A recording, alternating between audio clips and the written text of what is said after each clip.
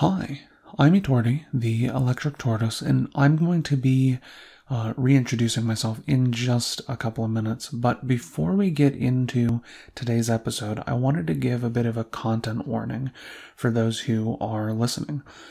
Generally, I would put a content warning just in visual form, like in my edited videos, but because this is a podcast, and I could definitely understand someone just tapping the video and putting the phone in their pocket just to listen to this podcast, I wanted to make sure that there was an auditory element to this.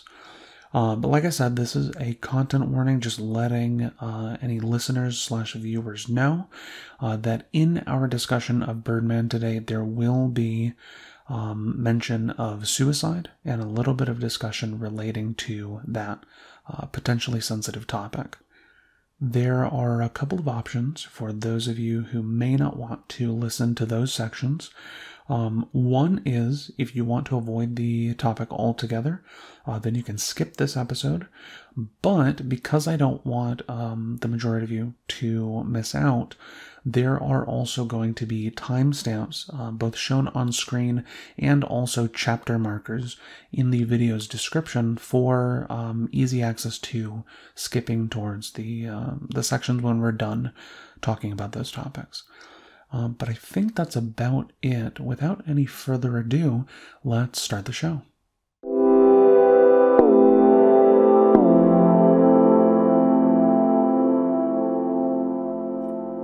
Hi, I'm Etordi, the Electric Tortoise, and before I talk about who I have on the podcast with me, which you probably already know from the title, if you have ever wondered, with all the ambiguity that is in Birdman, which is what we're going to be talking about today, if you've ever wondered what is the definitive, objective, correct take on how to understand everything in the movie, then you've come to the right place. All right.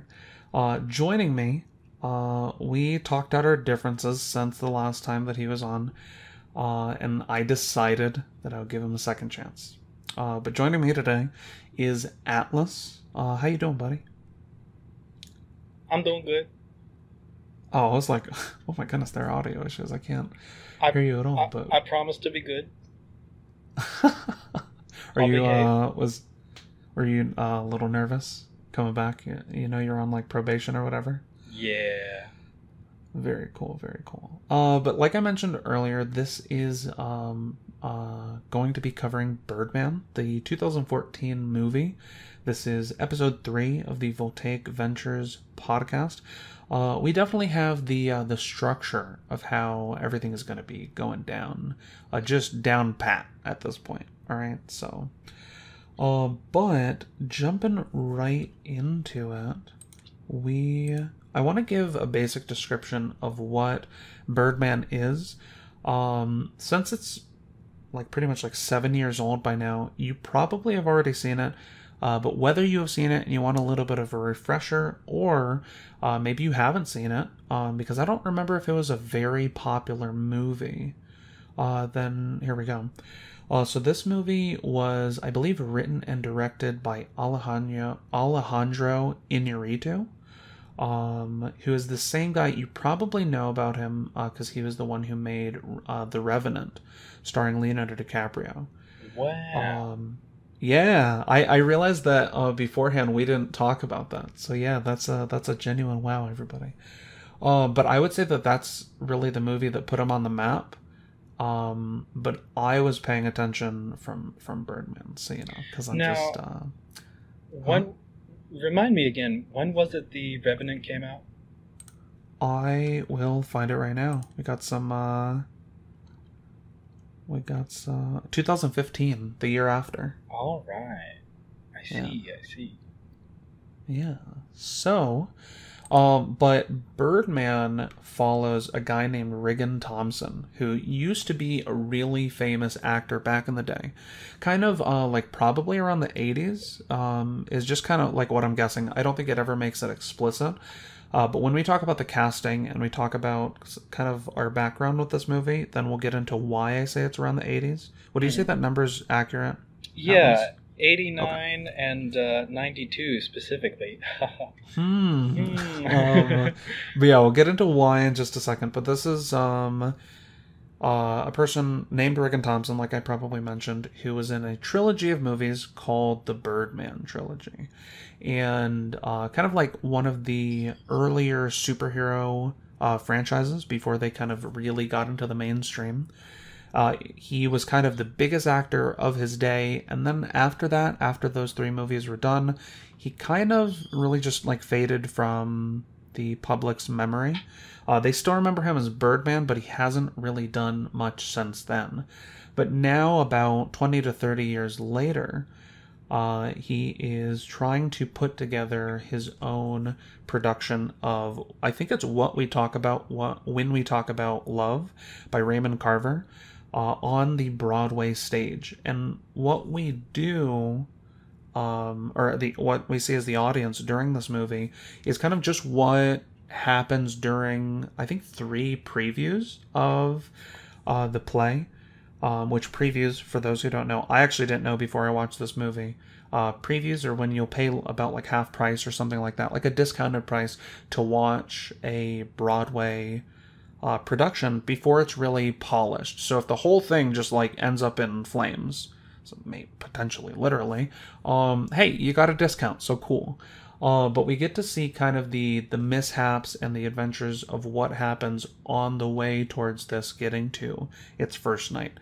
We get to understand the pressure of what's going on with like a critic coming in, with actors dropping out or getting injured, just whatever it may be. We really get to see like the behind the scenes. But beyond that, also, I have to mention, the entire time we're also kind of wondering what is real and what isn't. Because for several times throughout the movie, we actually get to hear the voice of Birdman, whether that be in Riggan Thomson's head or real or kind of just what's going on with that. We'll explore in just a little bit. But we get to have experiences with like superpowers and things like that. The movie's really kind of everywhere, and we'll get to why that is and what we think about that in just a second. But I think that is a decent basic description. Is there anything that you think I'm missing on there, Atlas? Not really. I could be nitpicky and say I'm pretty sure it was a preview and then an actual performance and then another preview, but you know. Okay, it could be. We will allow the audience to decide. But like when we talked about Wallace and Gromit together, and I think like also when Jacob and I discussed Casino Royale, I want to talk about our background as it relates to this movie. So why, Atlas, did I say that this character, Birdman, his movies probably came out around like the late 80s? It's pretty clearly trying to reference Batman here. Okay. And not only that, but, well, maybe I should save casting for later.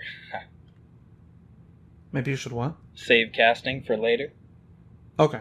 Well, I think we can mention that, like, okay. So, so people know which Batman, because there are multiple incarnations. Oh, that's a good point. So, I mean, Batman, the one that came out in 1989, as well as the sequel, Batman Returns in 1992, both portrayals of Batman there are played by one Michael Keaton. Who also happens to be the star of Birdman. Oh, that's one I should have saved the very cool. Dang it. But yeah, it really seems... Well, actually, any more on that, we probably should save till like casting and characters. True. But I believe that you had mentioned earlier that you've seen those movies, right? Yes. And I actually have not. As much as I say that I am into film... I think the audience would be really surprised if I told them all the films I haven't seen that are considered like in the royal canon of film. I know when I was talking to, I don't want to get too into this, but I was talking to Jacob about this. I think multiple times, and he's almost had to go to the hospital over the movies I haven't seen. Right? So look, I don't know if he's listening to this and going, "You haven't seen the Michael Keaton Batmans either," but you know, I save these eyes for good movies. So, but something else I want to cover in terms of background as it relates to this movie.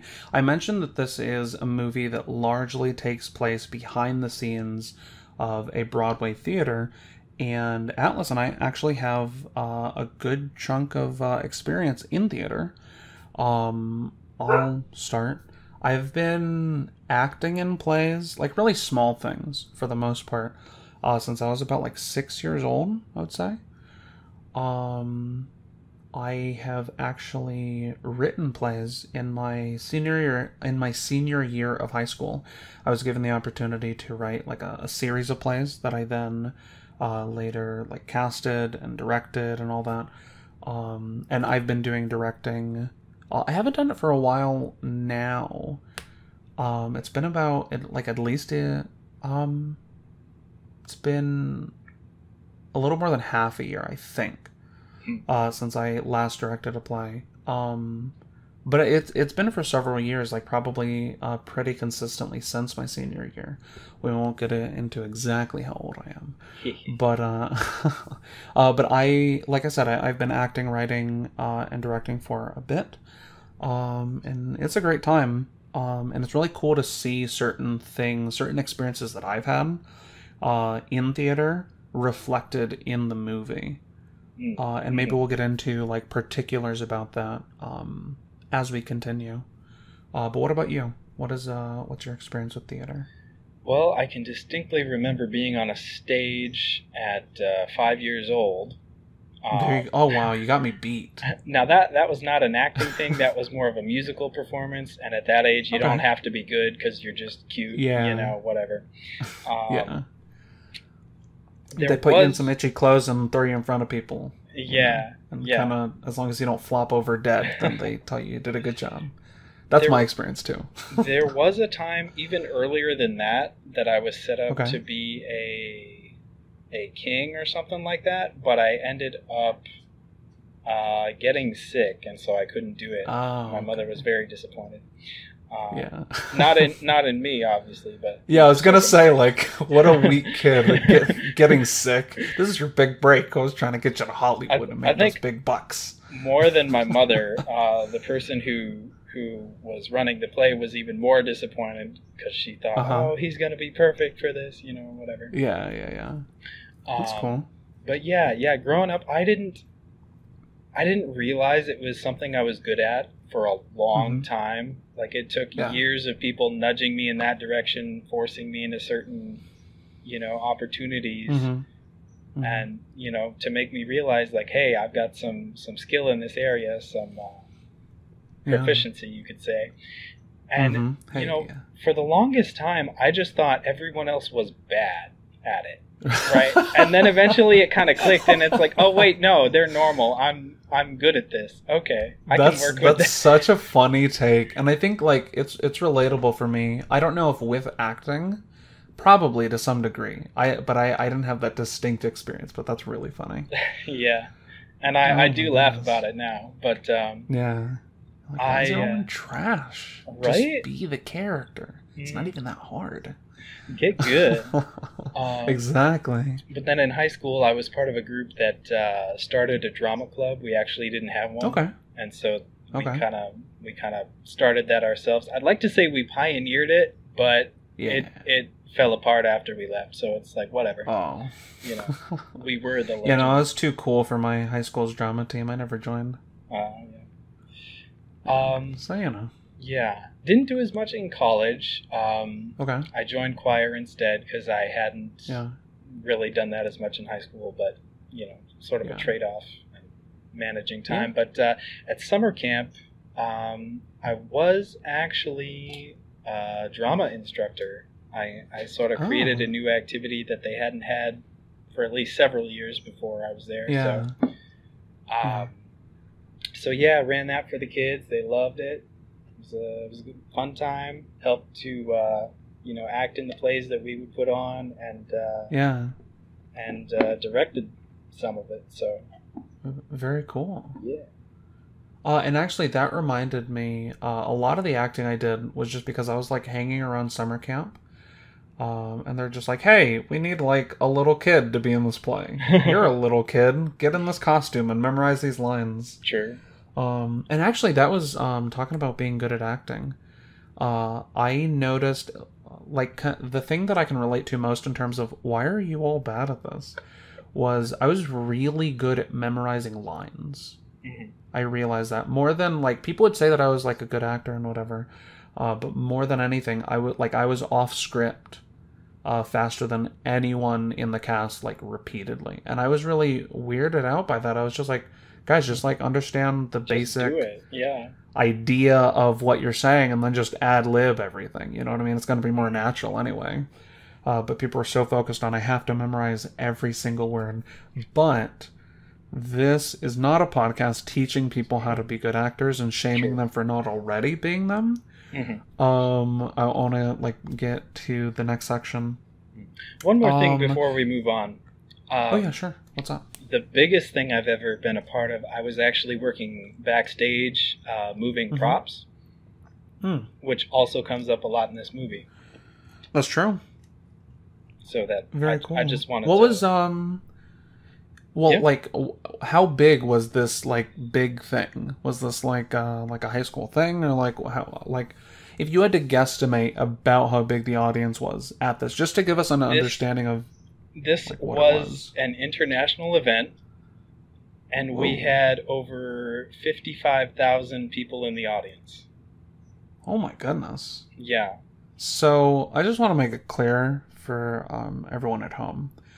Not only did Atlas start acting before me, even, like, outside of how old or like the age difference between us, also he's apparently been a part of, like, way bigger things than me. So that is actually the reason I want to move on to the next section. Oh, and I performed at the Mall of America. Goodness. But now, yeah, moving on. Are you sure? Like, you didn't were you not, like, did you co-star with, like, Shia LaBeouf in something? Is that the next thing? I was Brad Pitt, first. I was the first supporting actor on the moon. No. I believe it. Like, Buzz Aldrin, move aside. Right? That was me. You know, assuming we actually went to the moon or anything. But like I said, next section of this is actually not only our relationship to theater and as it relates to the movie, but also our relationship to film, at least at the first time that we watched it. Do you want to, like, kind of tell us your experience with that, like, kind of where you were in terms of, like, your understanding and appreciation of movies for the first time that you watched this? Yeah, so I will say that I had already seen the two aforementioned Batman films at that time. I think there was, like, maybe a year between those and seeing this. Yeah. So that informed some of it. Oh, wow. That was actually really close. Yeah. Would you say that, like... Oh, no, never mind. I don't want to cut you off. No. Speak. I was just going to ask, would you say that when you were watching this, like, you recalled those movies? Like, do you think it gave you a different experience, like, consciously? That first time that you watched it? I think it did, yeah. Very cool. You're like, there are some connections here. Yeah, even though I didn't realize on the first viewing or during the first viewing that it was, in fact, Michael Keaton. I still, made the connection to those movies. Like, that was very clearly what it was trying to reference. Oh, okay. So even though... Okay, I think I get what you're saying. Very cool. For me, I think... I'm trying to remember how old I was in 2014.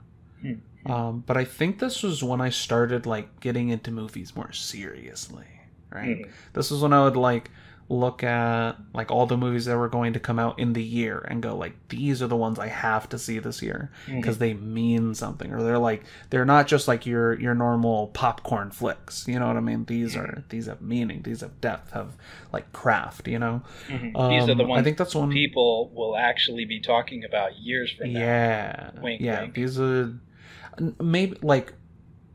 These are the movies that I wouldn't be surprised if they won awards, but even if they don't, the people who are into film, they're going to be talking about it. You know what I mean? That's when I started watching Quentin Tarantino. That's when I started watching Paul Thomas Anderson. That's when, I think before then, I had gotten into Christopher Nolan. And I think we have plans eventually to talk about each of those. We'll see, you know, not to get everyone too excited. Yeah. But like I said, this was I found this movie around the time when I was getting real serious about movies. And it definitely I don't want to talk about until the end like how I feel about the movie now. But when I first watched it, I was like, whoa, this did not disappoint. I thought this was going to be a movie that was like big film, like big in the film world. And it definitely did not disappoint. It was like, there is not only like with, and we'll get into these things like with the cinematography, with the acting, with choreography, with the music, just all this stuff really coming together to create an experience. I would say that like that first time that I watched it, it was really eye-opening in terms of what film could be, even. Especially at that age. And like, I mean, with all the movies I haven't seen even now, imagine how like wowed I was then. Yeah. Obligatory same. Yeah. But before we get into the rest of this video, we're going to be, I earlier said that we have like the structure down pat. That is actually not true. I am experimenting with different ways that we can discuss movies and different topics.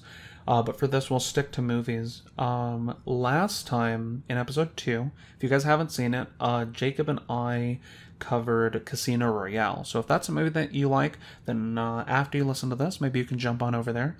But when Jacob and I covered that, we went through the movie chronologically and tried to just cover all the different things that happened, or as many things as we thought were worth commenting on throughout, like chronologically through the film from beginning to end. This time what we're going to be doing is something a little bit more akin to my Chronicle review. The movie from 2012. If you haven't seen that, then you can find that on the channel. And that's more of like a fully edited video rather than a podcast. So that's more of a, hey, sit down and watch it. I put a lot of work into that. Maybe that's why I'm saying it. But but when I was going through that, I kind of broke down what can even be in movies into different sections. And you don't have to have seen that video to appreciate this, but we're going to be doing things more in the structure of that. And the reason I bring this up is because I want to try different ways of discussing movies and other topics. So this is the second major way that we might be able to. First one is chronologically. Second way is what you're about to listen to.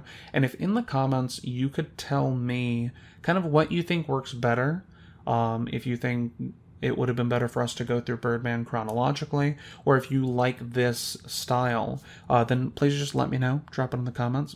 But I think that's all I have to say on that. So we can jump into the first section. And probably this might be the best section, if we're honest. And that is discussing plot and writing. So one thing I wanted to talk about from before is when I was giving the basic description for the movie, it may have seemed like a little, I don't know if like frazzled is the right word, but not like well put together. And one of the reasons for that is because like something I noticed in, let's say, books, and this applies to movies too, but like books that talk about the lives of real people, They don't really have generally a strong plot line, you know what I mean? Because it's real life. Random things happen. It's not really structured super well. If the writers of life could really get on that, you know. But it's not really structured super well, whereas fictional books generally have more of a understandable and then like relatable plot line. And what I mean by relatable is like I can relate it to you more than we can kind of like relate to it. Does that make sense, by the way? I think so. Okay, I just want to make sure. But because of that, I think that this movie kind of being a little bit everywhere, we kind of get to see the experiences of a lot of different people within the cast of this movie, see like little kind of vignettes of struggles that they go through, and then kind of returning back to the main character, Riggan Thomson. I think that while it makes it kind of difficult to discuss the plot in like a really quick summary, I think it does really well to add like a sense of reality to the movie. Where besides the stuff relating to Birdman, I could see everything that we see in that movie happening. It feels honestly like one of the most realistic and uncontrived movies I have maybe ever seen. And I think that's really cool. I think that it helps the audience relate to the characters, because, like I said, beyond the Birdman stuff, everything's just really real. And I don't know, it makes it feel different from a lot of other movies because of that. But something that you had mentioned, unless there's anything you wanted to add specifically, like kind of onto the point that I just made, No. is he... What did I mention? Oh, you had mentioned something about like if this movie was a drama, how it would be. And I wanted to give you the mic to explain what do you mean by that? Is it not a drama? Like what do you? I think that there are certainly points of drama within it, right? The actor's portrayal can be quite dramatic, and I don't think there's anything inherently wrong with that. In fact, we encourage that in the theater business, right? But I would not file this movie under the genre of drama, because while it has certain scenes that would lend itself to a drama, they are not necessarily connected, right? Like you have a point of conflict or contention or something around which to focus the drama, and then it is later on resolved or perhaps not even returned to with little to no fanfare. Yeah. And this is going to mean a lot more to people who have already seen the movie rather than to people who haven't. But could you give us a couple of examples of things that you feel are like kind of brought up and maybe not necessarily resolved, like kind of loose ends? Perhaps? Yeah. I'm thinking more of ones that were resolved, but okay. So there is when Mike and Sam sort of hook up, I guess you could say, or they're more they're doing stuff, they're smooching, you know. And Riggan, who is Sam's father, sees this. Obviously, that you know. He has issues with Mike to begin with, and so when he sees this man, this colleague of his, kissing his daughter, you know, that kind of messes with him a little bit. But we don't really ever see anything come of that. You know, the fact that he does notice this, he doesn't ever seem to do anything about it, besides possibly landing a real punch instead of a staged, pulled punch in one scene. You know, that's like the one possible exception to him not ever doing anything about this, at least that we as the audience get to see. Man, I had a thing that I was like ready to like tee up right after you were done with your point. This is the thing. One, we're mentioning characters like Sam and Mike, and we haven't really introduced them, but we will when we get to cast and characters and things like that. Like I said, there's going to be certain parts of this that are more easily understood if you've already seen the movie. But with these loose ends is the point that you're making, I guess, that the movie is worse off because of this? And if not, then like kind of what do you mean by this? It was more of a neutral observation than anything. I definitely don't think that the movie is worse off because of this. Like, if you're the kind of person who likes a good drama film, then this might not be the film for you. I tend to not like dramas as much, and so you love the movie. I loved it. And even though it had these... You have to save that for the end, Atlas. You're on probation, remember? Shoot. No, you tricked me. I did.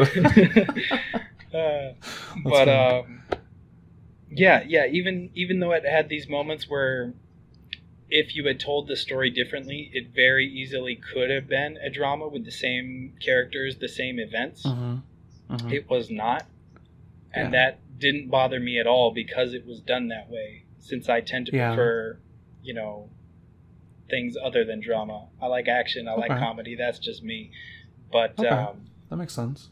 Yeah, I liked that it didn't focus on that, because those kinds of things tend to just seem a little more shallow to me, and that's not always the case.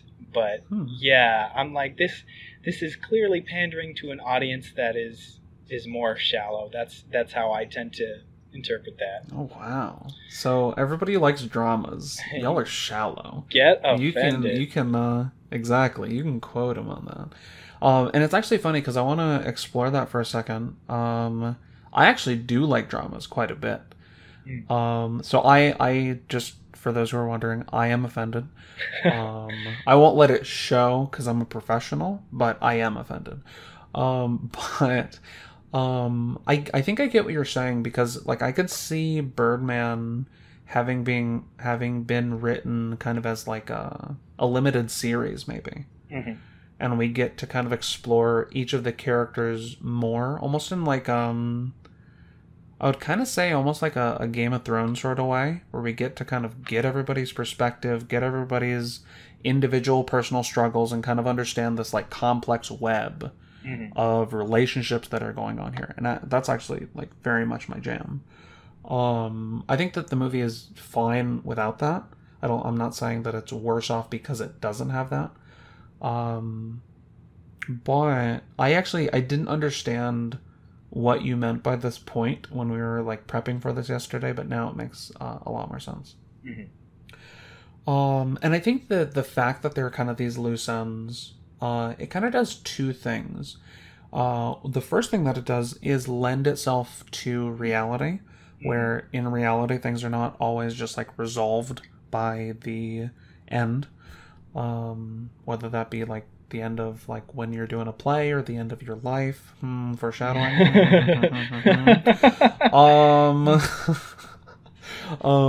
But the other thing that I think it does is it keeps our focus as an audience on Riggan, the main character.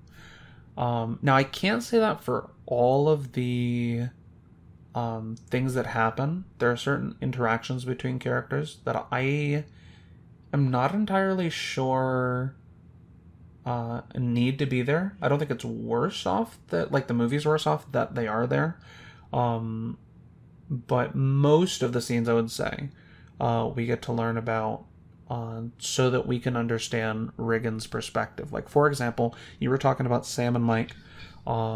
Mike is a actor that kind of gets thrown into the mix near the beginning of the movie to replace another actor who gets injured, just to give like kind of a basic idea. And like Atlas mentioned earlier, Sam is Riggan's daughter. She's like an older teen, I would say. Or like young 20s maybe. Yeah. She's like been to rehab, is coming back, trying to like not live life on the straight and narrow, so to speak, but kind of like hide it from her dad. But there are scenes that we get between Sam and Mike from like the fitting room scene, which we'll get to them talking on the rooftop. And while those things don't directly tie into Riggan, I think we kind of get that subplot so that at the end, when Riggan sees them kind of making out just off stage, then that can kind of add to this maelstrom of emotion that Riggan is feeling by the end of the movie. Right. That then informs his decisions near the end. Right. And we'll get into that. But I think that's kind of how those loose ends work. We get enough information, usually, just to kind of figure out, oh, okay, this is how it relates to this one character. Because I definitely think there could be more exploration, like on Riggan's ex-wife. Honestly, now that I'm thinking about it, on like several of the females in this movie. Leslie, Mike's wife, and I can't remember her Wait, name. are they married? I thought they were just... maybe they're not. I don't know. They're either married or in a extended committed relationship. They have a kid together, a 5-year-old. Oh, I completely forgot about that. Yeah, when Leslie comes into the... I only remember that because I rewatched it this morning. But when Leslie comes into the fitting room, she's talking like as Mike is naked, which, like I said, we'll get back to. But Leslie tells the guy who's like preparing the costumes and things like that, she's like, oh yeah, Mike's just like my 5-year-old son. Neither of them have clean underwear. But I guess I took that as a joke and didn't understand that she meant she literally had a 5-year-old son, but... Oh, no, and it could be. I think that they are. No, I think you're right now that I'm revisiting it. Yeah. Yeah.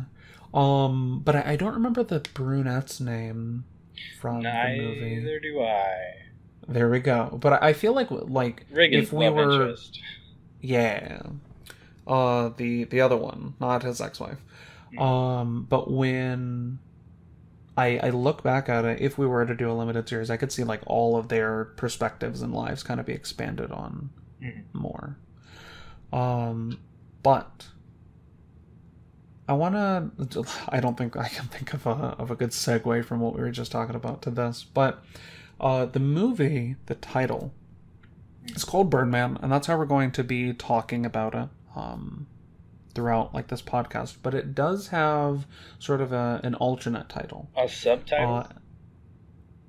Maybe. I don't know if maybe that is what it's called, because I just know subtitles is words at the bottom of the screen. Yeah. We call them pictures. Exactly. If you guys have seen a very specific video, then you guys will get that. But the subtitle is The Unexpected Virtue of Ignorance. And I'm going to go first on this. I have no idea how that relates to the movie. I know that at the end with the article, whether positive or negative, that is written by the critic about how the first night of the play goes, she titles her, I think her name is Tabitha Dickinson. She titles her article that The Unexpected Virtue of Ignorance. But beyond that, I really don't have any idea what that means. And I like really diving into movies and meanings and all this stuff. And I haven't been thinking about this for too long, but I don't really think I have any deep commentary on this. But when we were talking about it, doing a little bit of prep, you said that you had something to say on this. What did you want to say about this subtitle? Yes. So first I'm going to start with what you pointed out, and I'm glad you did. That this character's article was also called The Unexpected Virtue of Ignorance. And I believe that she was writing it in reference to Riggan not realizing that the gun he had was not a prop but a real one. We just to give a little bit of background on that, at the end of the movie, we'll get to that when we talk. Yeah, we'll get to that when we talk about the 3 views for the ending. But yeah. Anyway, so that could be one interpretation of it. However, I don't think that's what they were trying to do when they made that the subtitle of this movie. Because Riggan, in fact, did know it was a real gun. He intentionally did not take the prop gun. I digress. I think the unexpected virtue of ignorance is something that we see repeatedly throughout the film. At the beginning, things are not looking so hot for this production. And yet we see, things don't go according to plan, right? In the first preview, Mike gets upset because his gin has been replaced with water. I think it was gin. And he gets upset, and it kind of ends up ruining that preview's performance because he just doesn't... anyway. I just wanted to say, which really stunk, because when Riggan was giving his monologue, even though I've seen the movie before, I was really taken by it. And I knew that Mike was going to ruin the scene and all that, but I was just fully in that scene. And it's really, I think that's really impressive because it's a scene within the scene of the movie. You know what I mean? That was just part of the play, not the actual... Exactly, yeah. There you go.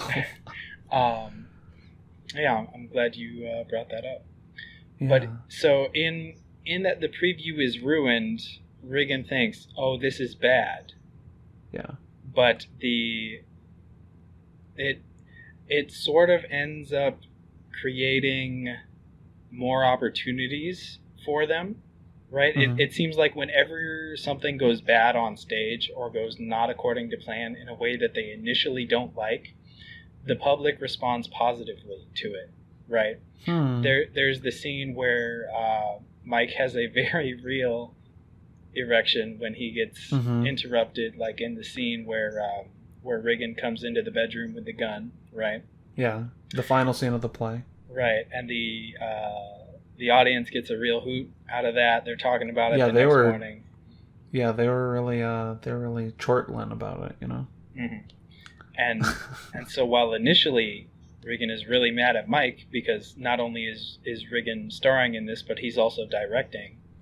And he's like embarrassed that happened. Right. It gives him publicity, right? Yeah. And they say no publicity is... What do they say? There is no bad publicity? That's what they say. Okay, yeah. Right? Because I think it's no news is good news. I think you're kind of mixing those. That too, maybe. Yeah. I don't know. But we're in the news... I shouldn't have jumped into that pit with you. I should have just let you drown. No, it's fine. You were fine anyway. Like, you got out of, like, the tumultuous water, and I was like, oh, Atlas, I'll save you. Meanwhile, I learned how to swim. Anyway. Exactly. But we see it again and again throughout the movie. He accidentally gets locked out of his own theater. He has to go around. He has to leave the bathrobe because it's caught in the door. And he tries to tear away the piece that's stuck in the door, but it just won't tear. They made this thing doesn't work. Way too strong. And it's like, wow, you can tell this is Broadway when the props are that solid, Goodness. That's true. I've been in sets where you sneeze and you break something, but anyway. True. I know about that. So he has to go through the street in his tighty whities, which we'll also come back to. There's a lot that we're going to come back to. This is going to be a long one. Yeah. And he comes in through the front entrance, and people are like, oh, there was a marching band in the street, so people who were recording that are now recording him, and, people interpret it as a publicity stunt or whatever. Yeah. But he's embarrassed by that, and so then he has to come in. He's actually late for that final scene, the bedroom scene again. Yeah, the same one. So he puts on the wig because it's all he has, and he walks up the aisle to the stage while saying his lines back and forth. They just have to improvise because it's all they have at that point. This man's just in his underwear whole time. And again, instead of the prop gun, he has a finger gun, right? Just holding his hand like it's a gun. And they're like, oh, give me the gun. But he, he steels himself and he commits to the role, and he gives a good performance, and it really shocks the audience. Like, people are freaked out when he first speaks because they don't realize that he's next to them. Yeah. Right, but all of these things combined make for a memorable performance, and even if it didn't go the way he wanted it to go, everyone was talking about this. So that the time that they have their next performance or preview or whatever it was, they are booked, right? He's feeling kind of down from the first time, And his I don't know if you'd call Jake an agent, but Jake's telling him, "Look, he's like his lawyer. There is a mile 3 blocks long, not a mile, a line. A line is what I meant. There's a line that's 3 blocks long. Those are some big blocks." Anyway, there's a line of people 3 blocks long waiting to get in. We are sold out, The unexpected virtue of ignorance is about how sometimes it's better to not know what you've done wrong, because it will turn out better for you. That is not the best way I could have phrased that. Hey, that's all right. That's all right. I think I kind of understand what you're saying. Mm-hmm. I see like the pattern that you're saying. I don't necessarily agree. Like, or I guess I'm not like fully convinced that that's what that subtitle means. But especially because I don't really have anything on what the subtitle means, then I'm fine with jumping in with you on that. Yeah. I think my point was that things go bad, but he's ignorant as to exactly how they affect the world around him, as Sam says at a certain point, or she implies that he's kind of out of touch. You don't even have a Facebook page or whatever. Yeah.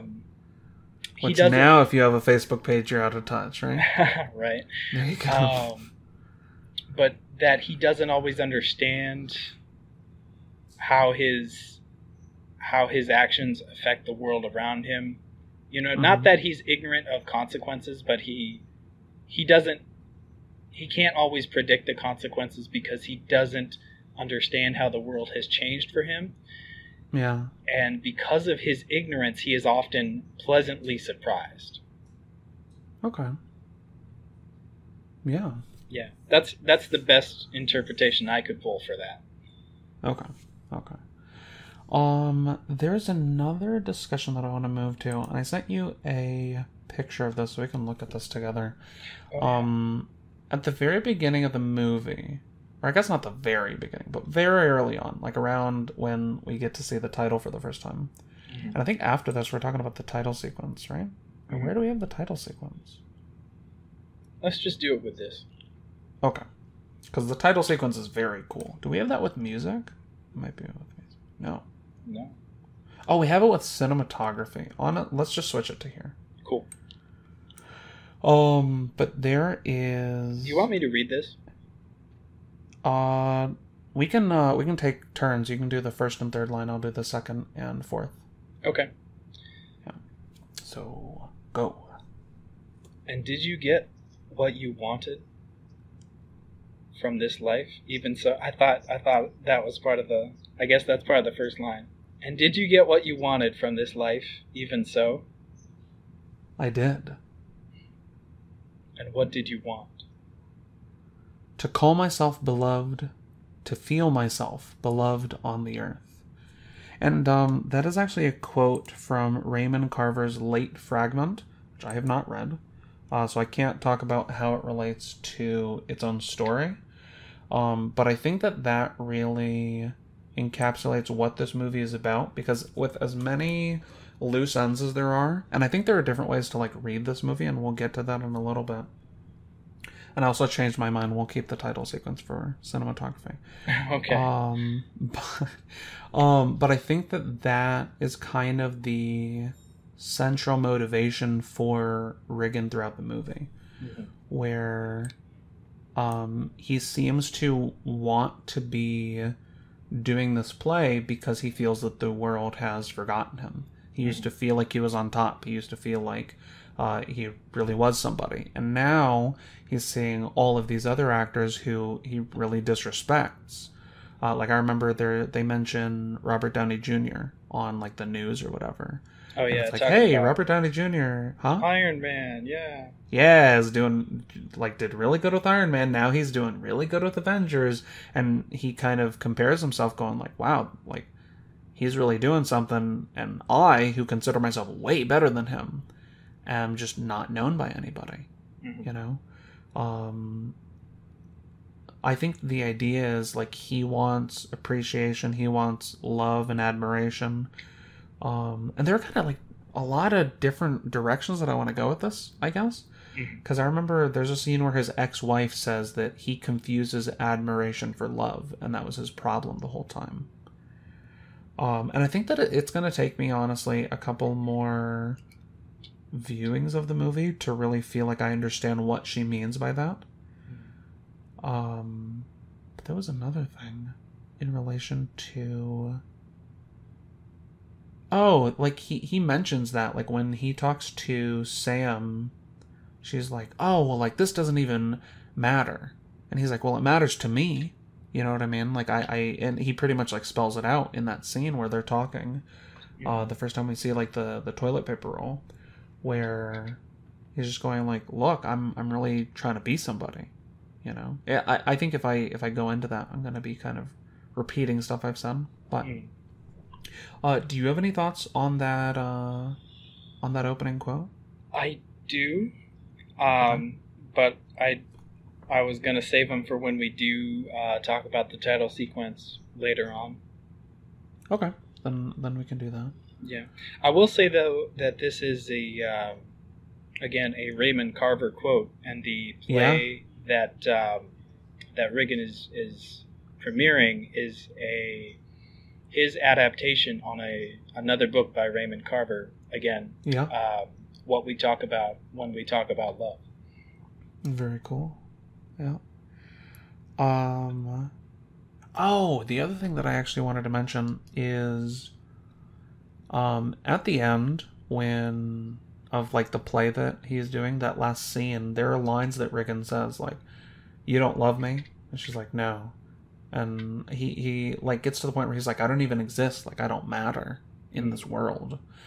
And I think that there's a possibility that Riggan chooses that as the play that he wants to put on because he feels that it reflects how just like his life is gone, where people don't love and admire him the way that they used to. And it's to the point, whether consciously or subconsciously. Yeah. To the point where they just like they don't care about him. He doesn't exist. Like I remember when he talks to his ex-wife, the first time that we get to see her, he mentions that like he was on a plane with George Clooney, and that like the plane was really rattling, like people really thought it was going to go down, and he was thinking, man, if this crashes and everybody dies, then George Clooney is going to be on the front page. And I am not going to be mentioned at all because I've just been left behind by the world. And it's like it's a really sad and sobering thought, you know, especially for someone who has at one time experienced so much fame, at one time has experienced so much admiration, you know, for his life to completely change later on, while there are actors who are famous their entire lives, and whenever they do pass, like I think recently, I shouldn't have said this because now that I can't remember his name like really readily, Sean Connery, I think he like semi-recently died. Maybe it might have been, it's maybe been like a year or something, but like that was a really big deal, you know, from what I remember. For a lot of people, they're going like it was just like spreading around. At least like in my circles, and in my circles people don't talk about actors very much, so the fact that that was brought around really like said something to me. So he just doesn't get to feel that. He's kind of dropped out of the spotlight. But again, kind of jumping around a little bit, there was a question I had, which is, we were talking, I guess not jumping around too much, we were talking about him kind of not being in the spotlight, not being in the limelight like he used to be. And I wanted to ask you, why is it you think in the world of like this film, I don't know if it's ever mentioned or if you have any speculations on this, but why is it that Riggan stopped doing Birdman? And I say stopped intentionally because I think at least once he mentions that he chose not to do Birdman 4. Not that like there wasn't the audience for it. And like when he talks to the critics, there's the one critic who, when he even like mentions Birdman 4, not in a way like, hey, it's gonna happen ever. He just says Birdman 4 and this guy jumps on it. He's like, whoa, there's gonna be like another one? You know what I mean? Like, it's clear that at least some people are still looking forward to more of this. But why do you think he stopped? I think he stopped for the same reason that guy jumped on the idea of Birdman 4 so hard. Okay. And that is because he wanted to be more than just Birdman, right? Okay. And that's kind of implied as to the reason why he's failed in that endeavor is because he's just become typecast as Birdman. Yeah. I guess that makes sense. Where he wanted to show like, hey, I'm a good and serious actor, you know? Yeah, I've got range, man. Yeah. I have a little bit of a problem with that interpretation, but we'll get into it with in just a second, I guess. We'll think, because we haven't really introduced the Birdman side of things, like the non-Riggan Thomson side of things. But when we get there, I want to return to him going, hey, I want range. Something that I really like in this movie is that it's very ambiguous, and I actually think that this would be the best time to bring up what we're really talking about with that. In what is pretty much the opening shot, beyond like some quick shots of like jellyfish on a beach and like a kind of like a rocket coming down, and we'll probably touch both of those things eventually. Though when we touch the jellyfish, it's gonna hurt like a frying pan on our back. Thank you. But in what is pretty much the opening shot, Riggan, we see Riggan sitting in what I believe is called lotus position, and he's just floating in the air. And I think if you hadn't seen trailers for this, but had maybe just heard a little bit about it, like pretty much the description that I gave earlier about like an actor putting on a Broadway play, used to be a big time, now he's like really like small fries and things like that. You wouldn't really know what to do with the fact that this dude's just floating. Levitating, motionless, yeah. But what's interesting about this is the camera zooms in slowly. Like, I guess it pans in if it's like that. But it pans in on him, and when it gets close enough that we can't see where exactly he's floating, he gets a Zoom, or not a Zoom call, a Skype call. I don't know if Zoom was a thing at the point of like this movie coming out, but I noticed during, like when I watched it this morning, when he gets out of levitating, it looks a lot like he's getting up from sitting on like a stool or something. Right? And that happens quite a bit throughout this movie. Not with him levitating specifically, but rather there are kind of like superhero things that he does in the world, but all of them seem to be like you can kind of describe or you can explain them realistic away. Yeah, that's what it is. Like, that's what like for example, is he throwing things around the room with telekinesis or psychokinesis or whatever you want to call it, or is he just throwing them with his hands? Yeah. Because like there's a section where he gets a vase of roses, and for some reason he hates roses. So when he sees them, he like pushes them across the table a little bit, and then he slams it against the wall. And that's something that could be easily done with his hands, but we don't see him do it with his hands. And the question, like you were saying, is he doing this with powers, or is he just doing this? Is he an actual superhero, like in real life, while all these other people are just play acting at it? Or is he just a person who really wishes he was a superhero to the point where he's going to imagine that all these things that he's doing are super, you know? I think one of the best examples of this actually is the taxi scene. There's a point where, like later on in the movie, where he decides, or like what it looks like is that he's standing on the edge of a building. Lots of people think that he's like about to jump and like potentially commit suicide. Someone like stops him from doing that. And after he starts walking with the guy who stopped him, like on the rooftop, kind of like to go to the stairs or whatever to get down. The guy asks him, do you know where to go? Oh, yeah. And he says, right. Yeah, I know where to go. And then he turns around. Sorry, I'll let you tell it. Yeah. No, but thank you for throwing that in. He turns around and he books it off of the roof, jumps off, and it's like, oh my God, what did we just see? Now, as the audience, I don't think we're too concerned because we've seen him do some like superpowery stuff before this. But when the camera then goes off of the roof, we actually see that he's flying. And then we get like a really nice looking scene of him just kind of like flying around the city. And eventually he like lands down at the theater where he's putting on this performance. But right after he goes in, we see a guy run out of his taxi and say, hey, he didn't pay me. He runs inside. He, we wait there for a little bit, and then he comes out with a wad of money.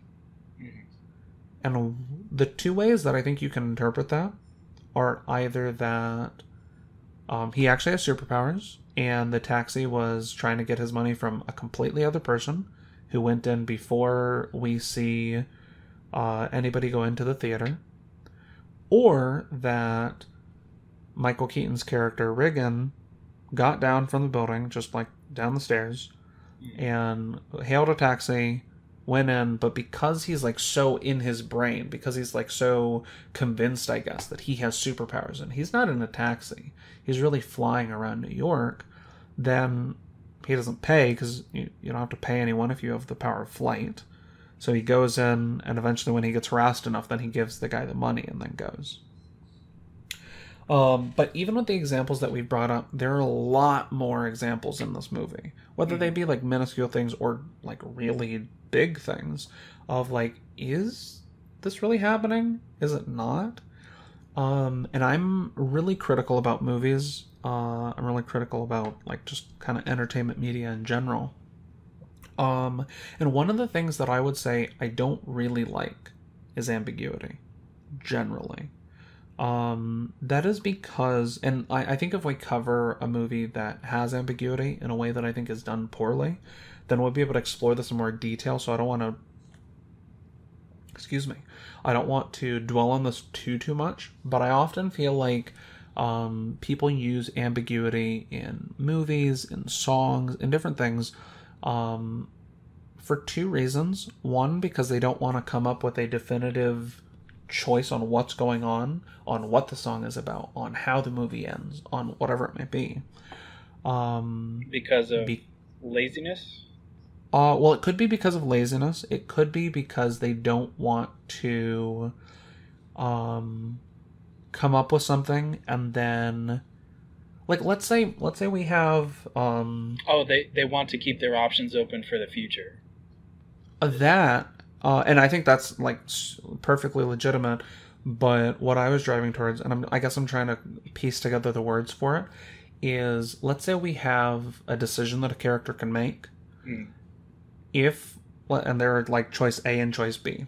There are going to be certain people that go, choice A is the right choice, and they're only going to like that character if they choose choice A.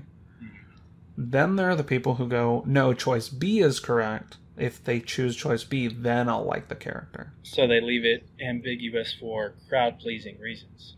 Yeah. So it's like they don't lose any points with the audience. You see what I mean? And like I said, I'd rather get more into that when we have a piece of media that I think is actually doing this, but I'm very happy to say that I don't think Birdman does this, because while there's a lot in terms of ambiguity, I think what it does is instead kind of goes, it doesn't really matter which one is correct, both, and when we get to talking about the ending, all three of the potentials, at least that I can think of, I think are perfectly legitimate and also completely equal with each other. Would you say that that's accurate? Yeah. Okay. And I think another movie that actually does this really well is one that came out about 5 years after this one, which is 2019's Joker, where there are a lot of things in there. Like, you get to the point at the end where you go, was anything that I just saw real? Mm-hmm. And the reason that I think Joker does it well is I don't think it matters what was real or if any of it is real, because I think pretty much no matter what interpretation you can think of, I think that there is something legitimate in there. And I don't think that it's like weaseling out of committing to decisions. Mm-hmm. I don't think that it is... These movies don't use it as a crutch. Yeah, it's just like it can work kind of no matter what. Whereas, like, I don't want to get into examples because it's going to turn into a whole thing. I can think of a couple, but I don't want to get into them yet.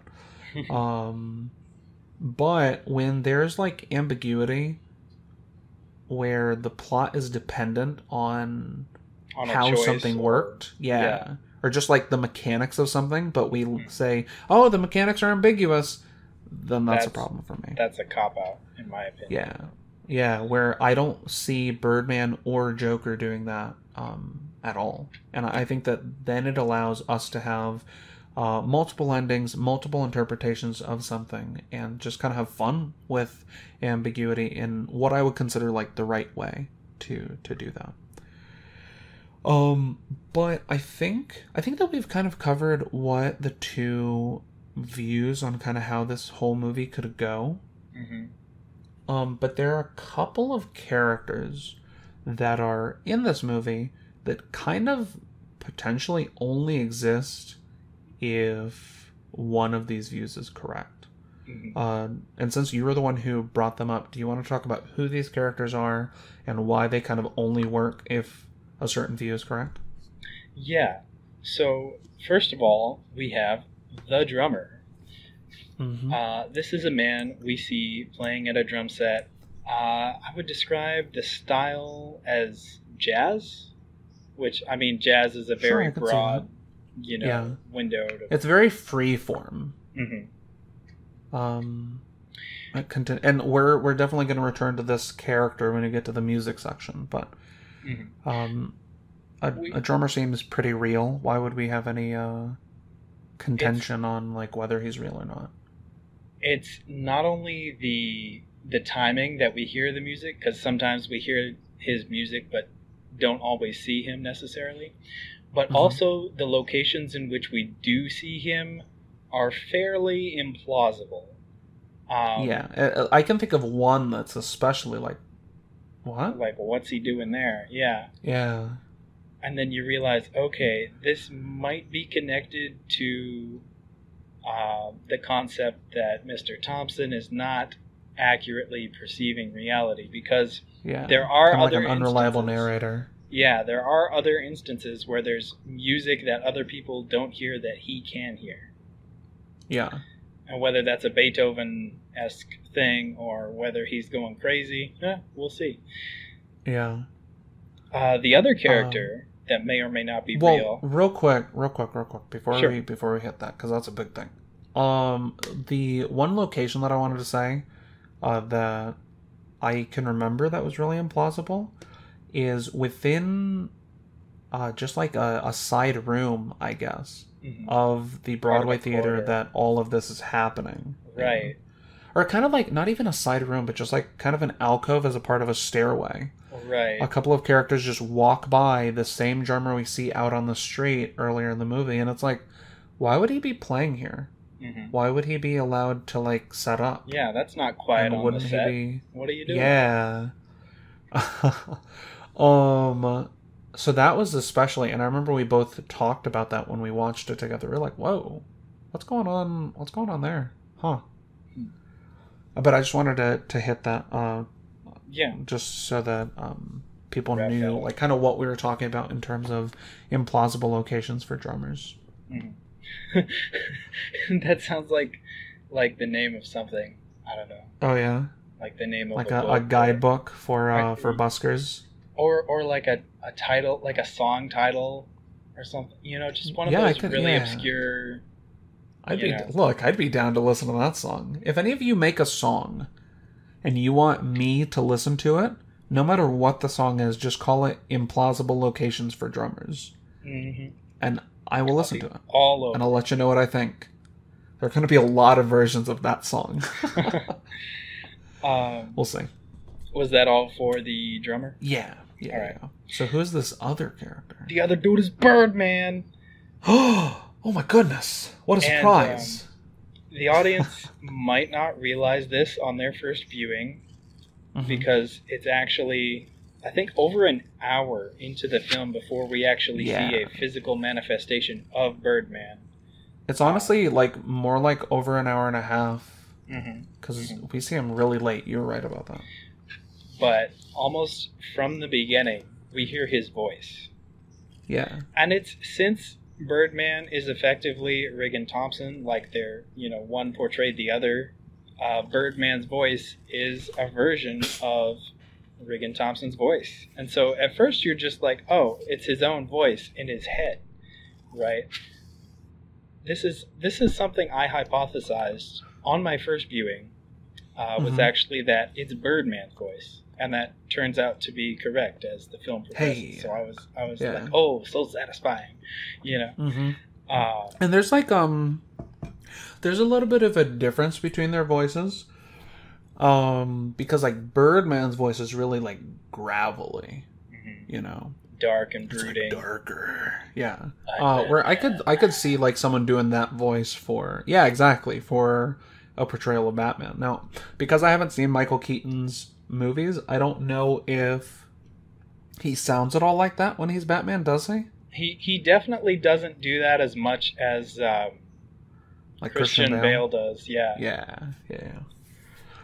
But I agree. When I first watched it, I was like, this seems to be like him, but not him. Especially because they have disagreements with each other.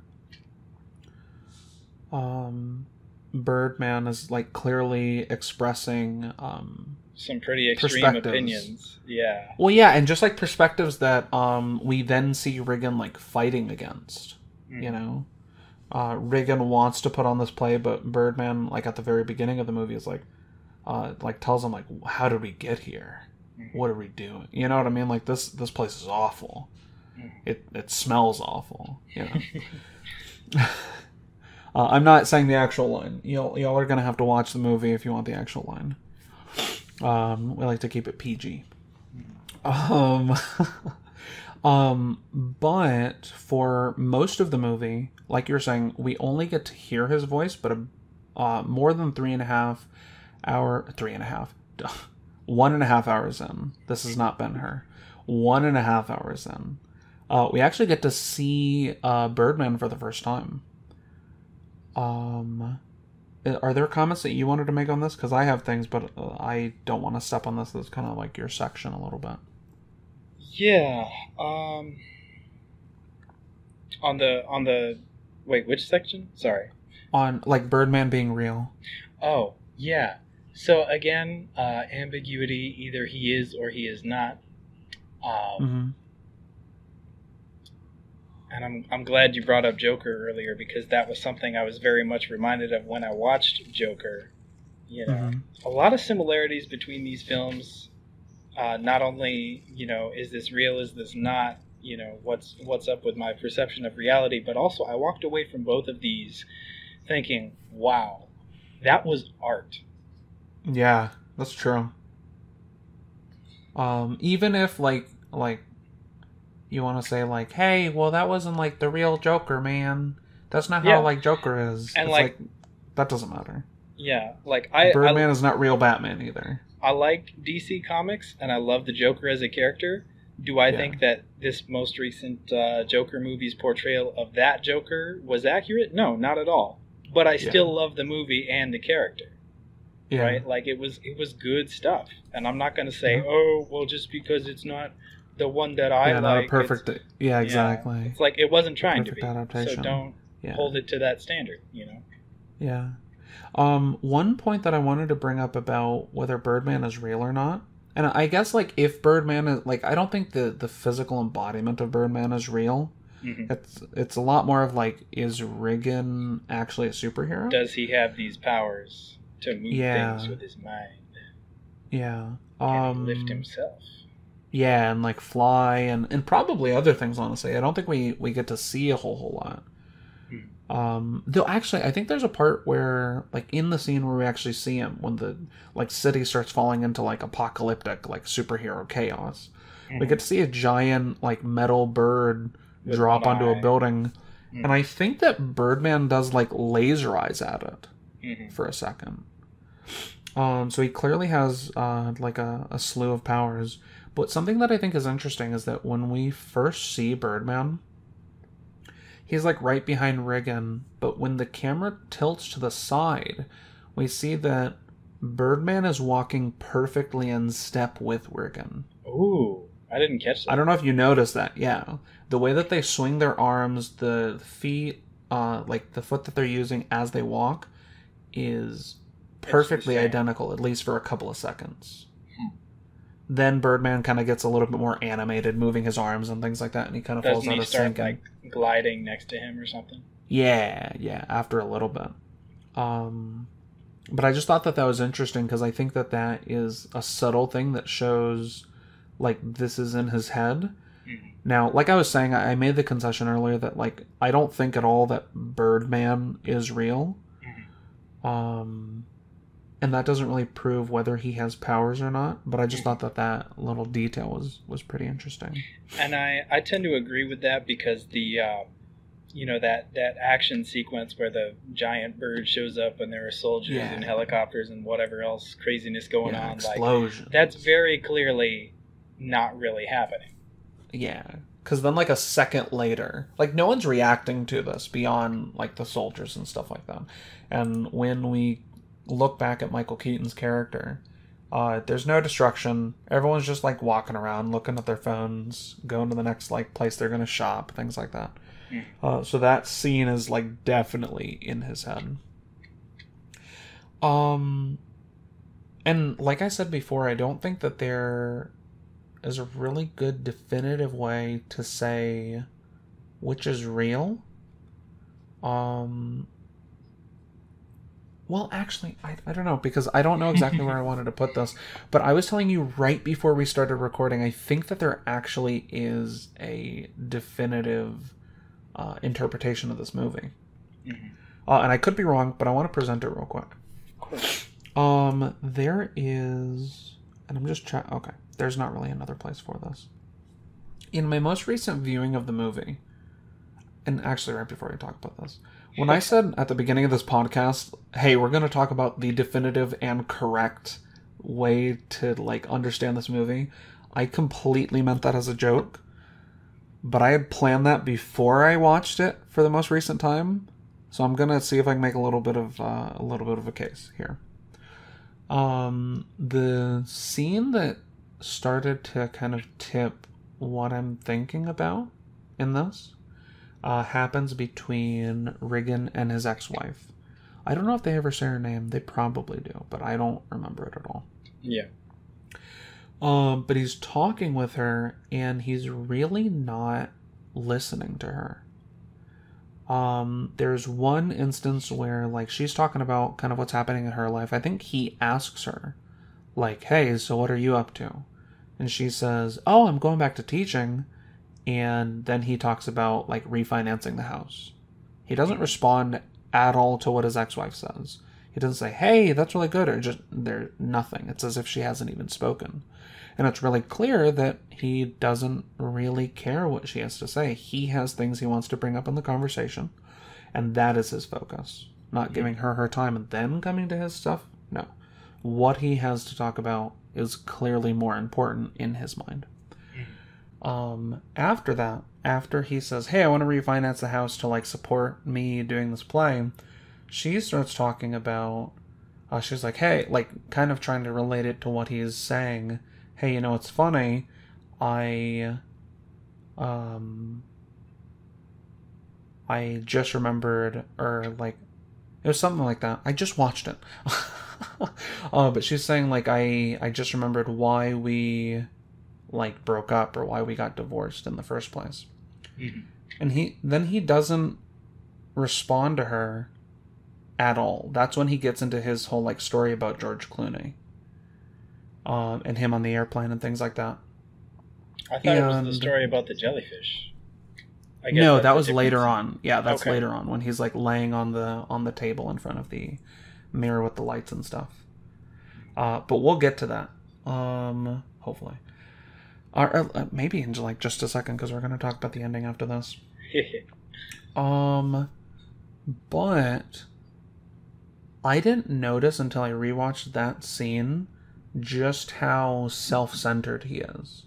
Just how focused completely on himself, and just how much he wants, like, love and admiration from everybody. He's not content if he has it from his wife, from his ex-wife, from his daughter. Those things don't matter to him as much as the applause. You know what I mean? Of, like, uber fame. You know? I have a slightly different take on that. But okay, but let me there's just one other piece to this, and then I'll throw it over to you. No, it's not something I was going to do right away anyway, so. Oh, okay.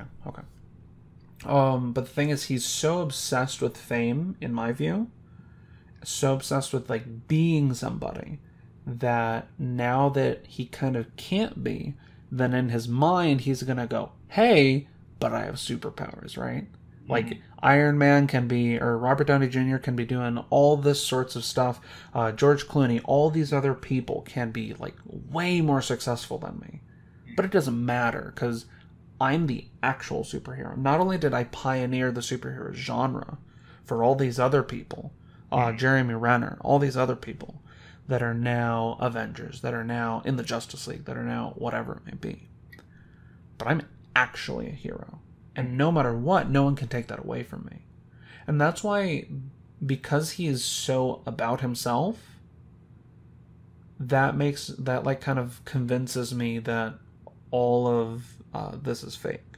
And I think it's still interesting to talk about things within the lens of, like, hey, it could be this, or it could be this. And I'm sure that if I watched it more, I might have, like, a slightly different opinion.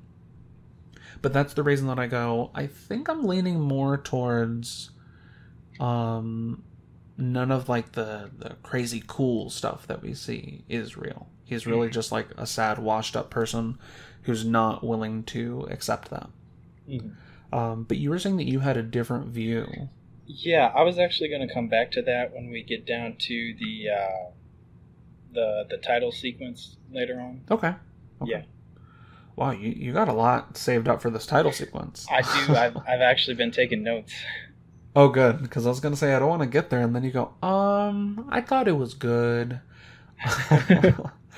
But before we get into the actual ending of the movie, I actually wanted to read to you, and I guess to everybody else, what the original ending for the movie was. Oh, this is new stuff for me. Yeah, no, I know. And when I found that out, or when I found this out, I was like, I'm gonna hold this close to the chest, and then I'm gonna bring it up. I just need to see if I can find it.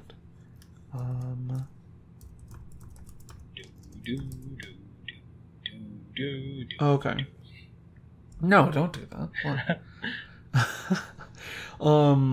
The film's ending. Well, I can't read this other stuff. I'm reading from Wikipedia, the cardinal sin for students, but I'm not a student, so I can do it as much as I want, right? But I just thought that this was really interesting. The film's ending also changed. The final version being written halfway through filming, which is really fascinating to me because I generally expect that before any filming takes place, and maybe this is just like me showing my ignorance in terms of film, but before any filming takes place, they have like everything written and ready. And there can be like ad-libbing, there can be like improvised scenes and things like that. But beyond that, everything is really put together. Yeah, we're not expecting any major changes. Yeah, like a completely new ending.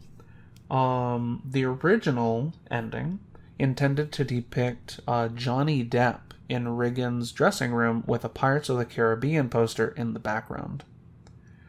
Inarritu, the director of the film, grew to strongly dislike the ending, calling it so embarrassing, and he rewrote it with, I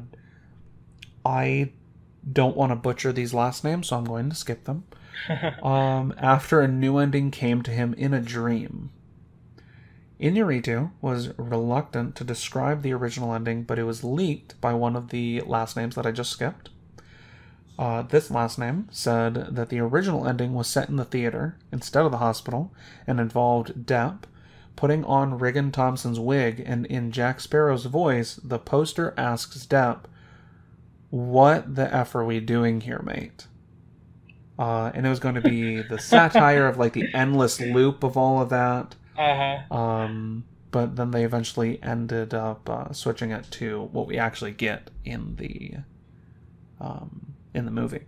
Which I think is good for two reasons. Yeah, I think it's good too, but tell me your two reasons. Well, one, because the ending we got was phenomenal. Yeah. And two, because Johnny Depp is not really a typecast actor. You know, he's got so much diversity in his roles. Like, I can think of like a dozen things just off the top of my head that he does, right? You could argue that maybe he's most well known for Pirates of the Caribbean, but like not that much. Yeah, like not opinion, exclusively. right? Yeah. Like he's Edward I see what you're Scissorhands. saying. He's Willy Wonka. Yeah. You know. I need to rewatch Edward Scissorhands because I've only seen that once and it was great. That's one more time than I've seen it. Oh, really? We should watch it together. I'd be down. We should. But do you want to give a crack at describing the actual ending that we got? Yeah. So, and I think it should start at like the final scene of the play that we see. Yeah. So Riggan has taken his own gun from his own, section of the studio, I guess, his own dressing room. Yeah. Rather than the prop gun that they will hand him later. Because this play ends with his character shooting himself in the head, and of course they have a prop gun, and they have a little blood pack under his wig that has some kind of controlled detonation, I guess, that sprays the blood everywhere. Yeah, I don't know exactly how it works, but props magic. Yeah. So the lady is there offering him the prop gun, and he doesn't take it from her. He just keeps walking, right? He also doesn't stop to let people put makeup on him as well. So that's another thing that's different about this time around. Yeah. And he goes out there and he does his lines, and it's a little bit more real this time. Like you said before, when he sang the lines about, "I'm not really here, I don't exist," that kind of stuff. Like you can tell he's not acting anymore. Which we'll get to. And so he puts the gun up by his temple. We're viewing it from like behind him as he's facing the audience. And whether intentionally, just to mention real quick, that's not how the scene usually goes. He usually faces the two actors that he's on stage with. So you can't really see the gun after he's raised it up to his head. I'm glad that you added that in there, because I think there might be some symbology there too. He's not, he's not talking to the actors anymore. He's talking to the audience.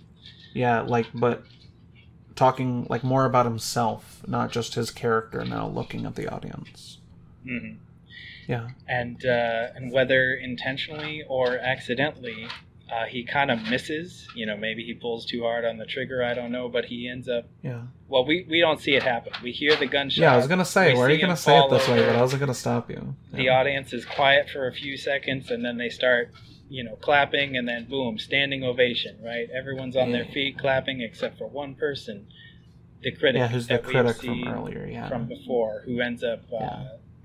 Standing up, turning around, walking down the aisle as everyone else is still standing there clapping. And when we next see Riggan in the hospital, we discover that he has shot part or all of his nose off of his face. Yeah. And so he's got bandages over his face, and which we'll get to what they look like. And it's revealed that he's been given a new nose, right? He's had his nose reconstructed. I mean, it looks different from his old nose, but where was I going with this? Oh, yeah. And there are other characters in there with him. People are talking. His ex-wife, his producer, his daughter. Yeah, Jake's super happy that his friend is alive, trying to put a positive spin on this. Not only, of course I'm happy. Not only is my friend alive, but check this out. And he's got, front page of the newspaper, which is what Riggan wanted, to be on the front page. Yeah. And a positive review, not just like a terrible review on the front page, but it's like exceedingly good. Was that review written by the same critic? Yeah, by Tabitha Dickinson. Interesting that happens. Yeah, she was impressed. Yeah, especially considering how firm she was previously about I'm gonna kill your play. I'm gonna give you a bad review. But let's save that for when we talk about that scene.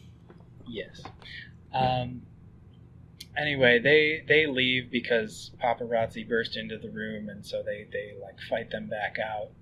And some police are also present, trying to keep the crowd back and to escort Sam in to see her father. She knows that he hates roses, so she brings him, I believe it was lilacs. And to both of their amusement, he discovers that because of the injury to his nose, he cannot smell the lilacs.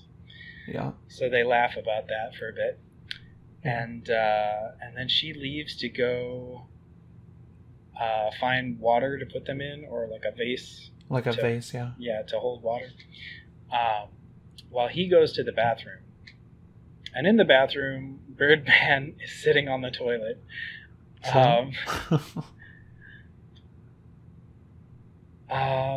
And starts speaking to him, but Riggan tells him to shut up, I think. And something like that. Well, yeah. I'll recap that in just a second. He goes back to the window.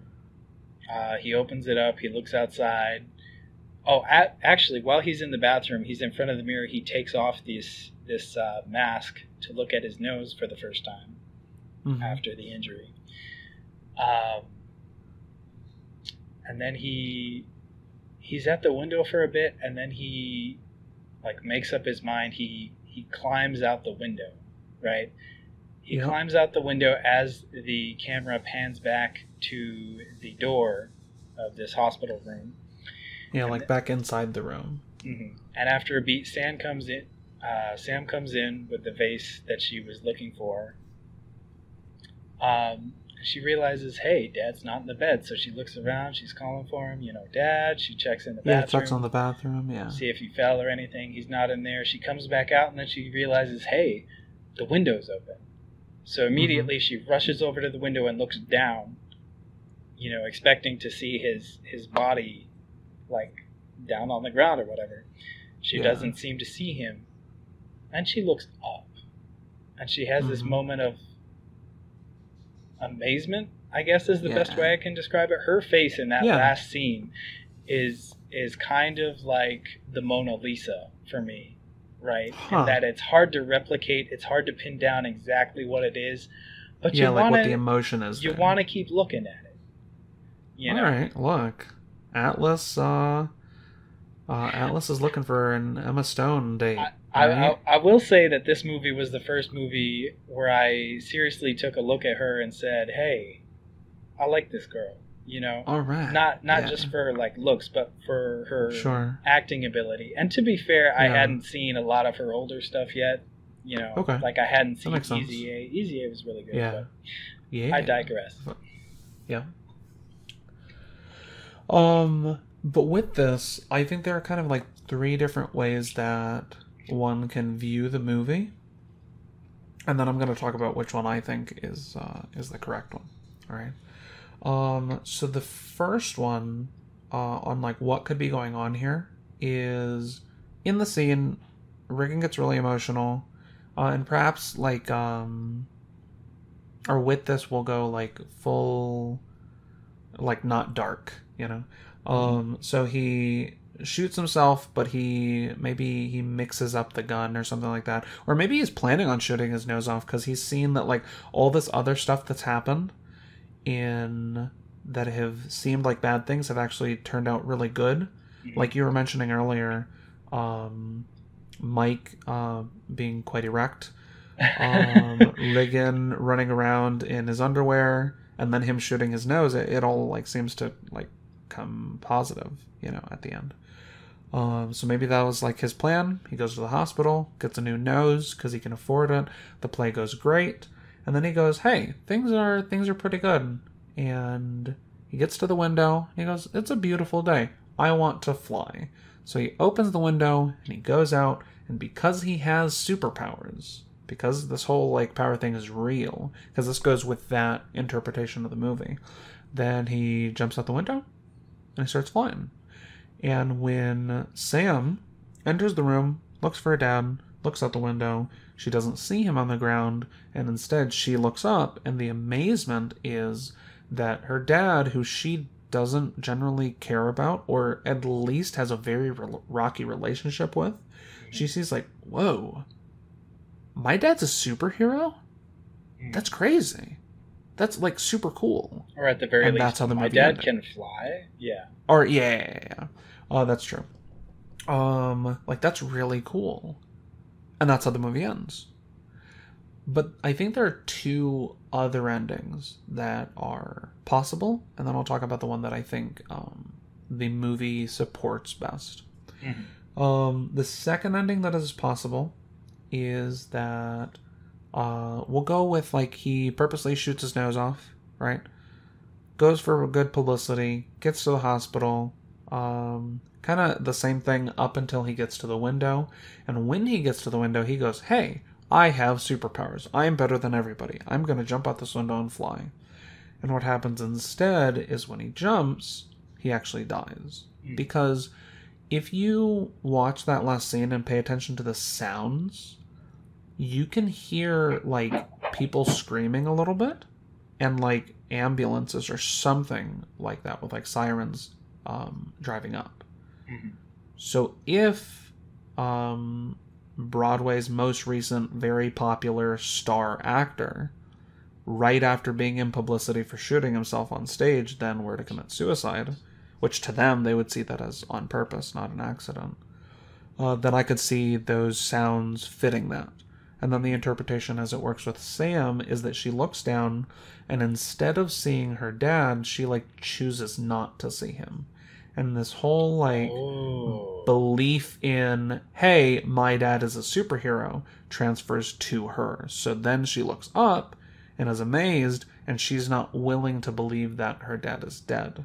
And if we were to like see after what this happens, it would be something like everyone is saying that he's dead, and she's saying, "No, he flew away," or something like that. Or her being like secretive about it and going, "Oh, well, that's not my dad. Like it was somebody else," you know. That's really cool. I hadn't considered that. Yeah. And the third one is actually that Riggan is suicidal, and has been for a while. And we can talk about the interpretation with this is when he was on stage when he looks at the audience, he was actually planning on just killing himself in front of everybody on Broadway, because he just feels like his life is really falling apart, you know, in a way that he can't really ever get back. He like I said, we'll get into this because I may be tipping my hand a little bit. But he shoots himself, but instead of killing himself, he accidentally shoots his nose off. He gets to the hospital, play is really good, that's great, but that doesn't really fix all the issues that he feels that have like caused him to become suicidal. So at the first opportunity he gets, when he is left alone, he goes over to the window, he jumps out, and knowing that he does not have powers, commits suicide. Now, and then the same thing with Sam happens with the second interpretation, where she does not see her dad there. She instead believes that he can fly. Is there also a possibility that her reaction is in the version where he believes he has powers but does not, and this is how he imagines the scene would go after he jumps out the window? Oh yeah, that could work too. Definitely. Even though he's would have been dead by that point. Like, yeah, maybe that's still in his head, but like as he's falling or something. Yeah, exactly. Like he's picturing it after he's jumped and before he dies. Taking my time. I think I think that is a completely valid interpretation that I hadn't ever thought of, and that's really cool. But like I said earlier, I may have been tipping my hand because I think the interpretation that is probably most supported by the movie, and maybe I would see that I'm wrong about this if I watched it a couple more times, is that he is actually suicidal. And the reason that I think that, like interpretation 3, and the reason that I think that, it really hit me when he was talking with his ex-wife. Because I don't know if you remember it, like the scene where they talk about the jellyfish. He's laying there on like the table or whatever, and she comments like, "Hey, you're like really calm. Like you just seem like really at peace, you know?" And people who know a lot about people who, and we're straying into like kind of darker territory with this, I realize. So if you guys don't want to be listening to this, which I would totally understand, then you can jump to the time code that is popping up now. That is on screen. You can just jump right to there, and we will be done with talking about any of this. But continuing on. What kind of content warning is this? Like just talking a little bit more in detail about suicide. Like, oh, okay. I thought you were going to go the violent abuse route. Oh, no. Because I don't know that there is that here. I don't know that there is evidence of that. Doesn't his ex-wife mention that, like, back when she says, "I remember the reason we broke up"? Oh, right. Because you threw... Did she say a kitchen knife? You threw a kitchen knife at me? Yeah. Yeah, that's true. That's true. Pretty extreme. But that's as intense as it gets, at least from what we hear. So. Yeah. And to be clear, we're not downplaying that. That is really bad. Oh, yeah. Definitely a justified reason for divorce, I think. Yeah, definitely. Like, you're physically not safe at that point. You gotta get out. Yeah. But moving back, from what I understand of people with suicidal tendencies or suicidal ideation and things like that, oftentimes these people are struggling for very serious and legitimate issues. And when they have kind of exhausted what they see as their options for kind of how to fix what's going on in their life, or when they have accepted that they can't, and they realize that they are planning to commit suicide, they actually get happy. Right. They get really peaceful. It's kind of like life is... Yeah, because they go, I don't have to suffer for much longer. None of these bad things matter. Yeah, or at least they won't for very much longer. Because, and I'm sure like you guys in the audience, if you have looked into like celebrities, or if you just know of people with this, then like for an example for me is there's a like singer and guitarist named Nick Drake. I think that's his name. And I'm a fan of his music, and he committed suicide. And his family was saying, like, hey, he just seemed like totally fine before it happened for like a few weeks. I don't know if I have that exactly right, but he just seemed totally fine. And then after him being totally fine for like a little bit, he was gone. So the fact that he is so at peace when we've seen him for most of the movie just like completely in turmoil, the fact that he sees his daughter, who he does not feel like he has a good relationship with, getting together with a person who he does not have a high opinion of in Mike, who, when we see that Mike is not a great guy either, besides him being like kind of brash towards people and not really caring about their feelings, he gets a little bit like rapey with his wife on stage, on at one of the scenes where she's like, hey, you need to stop what you're doing, and he just doesn't, and it's really like emotionally like tense, or, that too. I don't know if tense or dramatizing is the right word. Emotionally damaging for her, to the point where she says, we're done.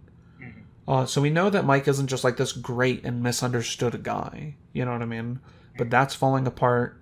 He sees that there's no way to get his ex-wife back.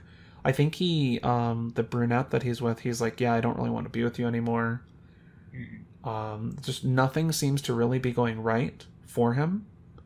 And he, I think, realizes he's never going to have the success that he once did. Whether this play goes well, whether it doesn't, he's just never really going to be able to get back there. So he plans on killing himself. He misses, shoots off his nose, gets to the hospital, finds out that the play went totally great.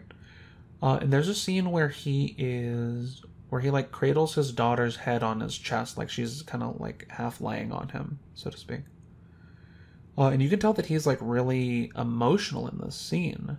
And I think he's realizing like, hey, I have not been a good dad to you. And I kind of am not going to be a good dad in what I'm about to do, but I just don't... I don't think that he's gotten like over his... I don't know if selfishness is the right word, because I think he is selfish in terms of caring about his needs over the needs of others. I don't want to say that his decision to commit suicide, if that is how we want to interpret the film, is a selfish decision. I'm fine with people having their opinions on that. He has plenty of other selfish things that he does. Like, aside from and that's that, why I'm fine with calling him selfish. I just want to like make that clear delineation. But another thing that helps support my theory is, and I might be wrong on this, on the exact words, but I think the sentiment is correct, that when he goes to the bathroom and Birdman is there, I don't think that it's just for comedy, because it kind of is funny, because when he goes in there, like, Birdman is on the toilet, and he, like, flushes the toilet, and they kind of look at each other in, like, a stern way, like, why did you walk in here? Type of a thing. But when he leaves, Birdman says, like, goodbye and F you. And it's like, why would he be saying that?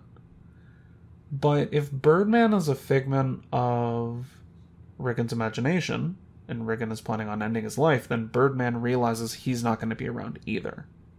So he's kind of going... To give him what Birdman wants. Yeah. Which is, Birdman 4. Yeah, exactly.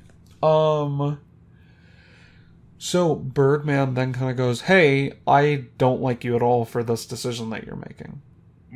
And I think all of those things go to support my interpretation of it, which I think is... I can think of one slightly darker interpretation, which I'm not going to get into, at least not right now. But it's just about as dark of an interpretation, I think, as we can get. But I think that it's supported by the text. And while I want to be really clear, I'm not telling anybody, hey, well, see, I have these facts, and therefore if you think it's any other thing, you're stupid. Not at all. But I do think that this is supported, like I said, by the text of the movie. Do you have any thoughts on either any of those three endings or what I was saying about this ending? Well, I can definitely say that you've made a good argument for your point. You know, your take on this ending, and what you think actually happens here. Thank you. I appreciate that. But getting out of that, now that we've passed that or whatever, I think that covers it in terms of what we planned to talk about, as far as plot and writing are concerned. Mm-hmm. I will say that while I don't necessarily have any reason to think that he really has powers or whatever, that's the ending that I like the most. Sure. And I find myself hoping for it, which is interesting. You know, birds are typically symbols of hope. Oh, yeah, that's true. I've seen that. And I just like that image, even though we never actually see it, the image of him, you know, soaring into the clouds with the rays of sunshine as Sam, you know, looks on in amazement. Like, that's a happy feeling for me, you know? Yeah, no, I agree. And I don't want to be taking that away from anybody. That's not my goal in bringing up my thing. Because I like the idea that that's the beginning of things looking up for Riggan. No pun intended. Looking up for Riggan, for his daughter, them kind of building a good relationship. Him not. I don't really want him to get back with his ex-wife, especially with how abusive he was, or at least how abusive it is implied that he was. But I like the idea of things kind of getting better for everybody, you know? But moving on to a completely different thing, we are going to be talking about the cast and kind of the acting chops of... I think we should talk about the casting, because I think we're going to be able to explore the acting chops of these actors. In some other scenes that we're going to get into. But starting out, and you can lead out with this one, Emma Stone plays Sam, who is Riggan's daughter. Did you have any comments on her as in relation to her casting in this movie?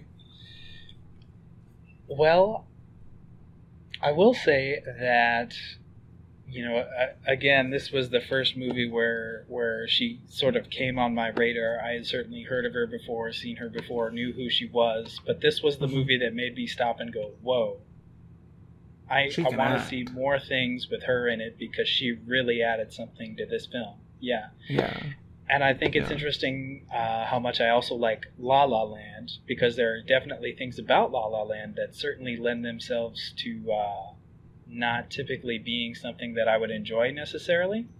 But I like that there's this sort of meta angle of it's like actors in the roles of actors, you know, and she doesn't necessarily do that here, but it's in a theater, you know, she's working for Riggan as sort of his assistant, you know, getting things for him and stuff. That's all I had to say about that, where it's you know, scenarios, theater life, and that sort of thing. One thing that I wanted to add, I think this is probably the best non-comedic role that I've seen Emma Stone in. I can't recall a whole lot of movies that I've seen Emma Stone in, because just to make the audience angry, and because it's true, I have not seen La La Land. Though I think you knew that, Atlas. I think we've talked about that. Yeah. But at least from the movies that I can remember Emma Stone being in, I think, I agree, she has a couple of scenes, one specifically that I can think of that she does really well in, that we'll get into very soon. And I really think while she's, I would say, more of a minor character in this movie, for sure, she definitely utilizes the brief time that she gets really well. And I wouldn't say that there's any bad actor or actress in this movie, But with the scene that we both know we're going to get into, she kind of knocks your socks off in like just a couple minutes. But moving on to Edward Norton, I think that the casting of Edward Norton is really funny for like a meta reason. And that is, from what I understand, Edward Norton is kind of like infamous in Hollywood. And I could be wrong on this. Feel free, listener, to correct me on this.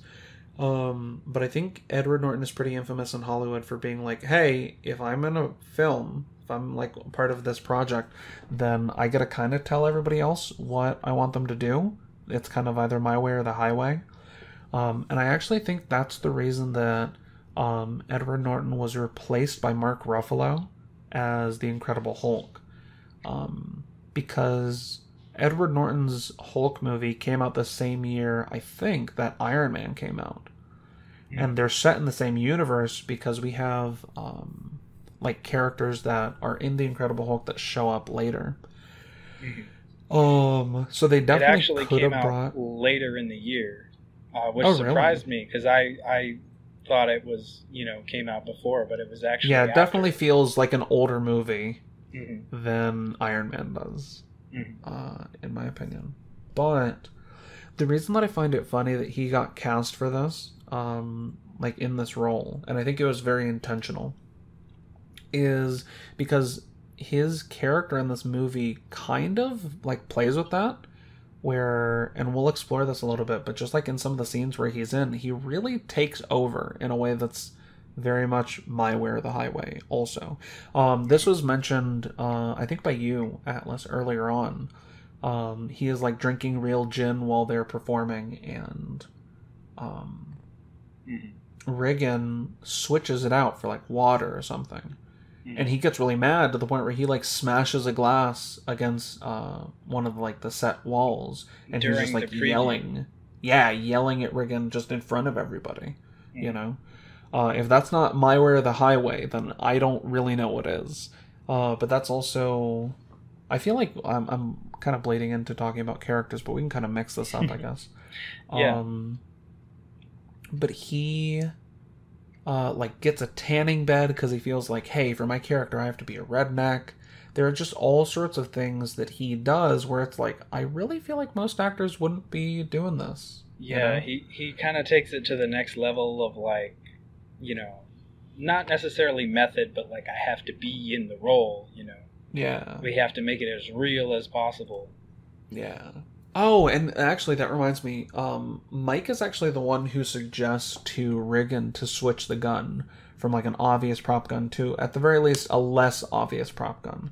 I don't think he tells Riggan like, hey, I want you brandishing an actual like loaded firearm on stage. But is there anything that you wanted to say about Edward Norton? No, you've covered it. Okay. And Michael Keaton is all yours. Yeah, so obviously there's the Batman connection, and sort of the in the universe of this movie, instead we got Birdman, probably for legal reasons, I guess. It sounds like... I honestly think that it would have been Birdman no matter what, because Batman doesn't have powers. True. Yeah, Birdman not only wears a costume, but has actual wings, I believe. So Batman can step aside.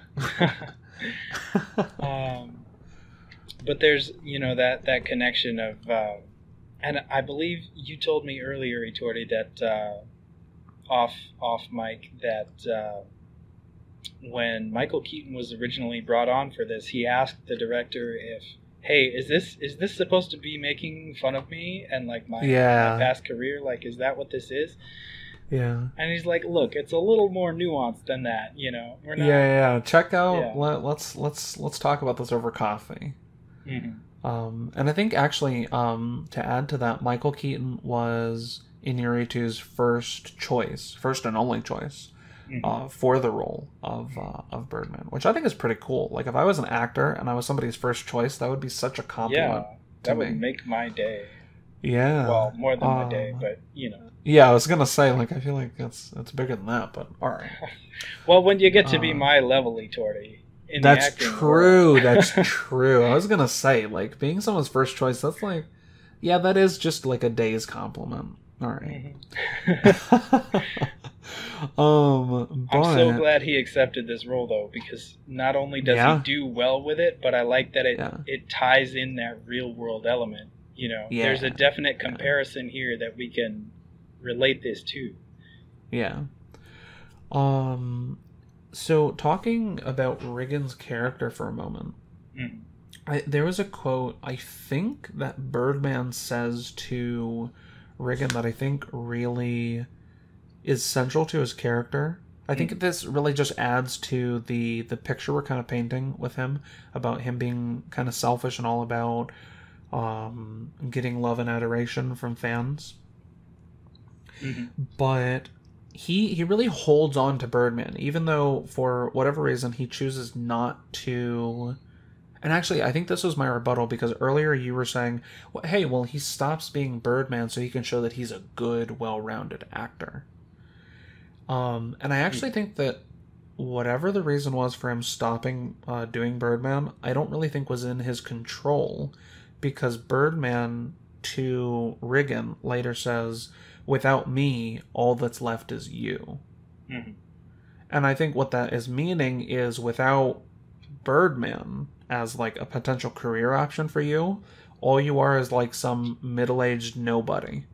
You know what I mean? And I just thought that was a really good quote. I think I saw it in like a fan-made poster. I was like, I want to bring that up. That's a really good line. And that's an interesting take on that you have, because mine is similar but different.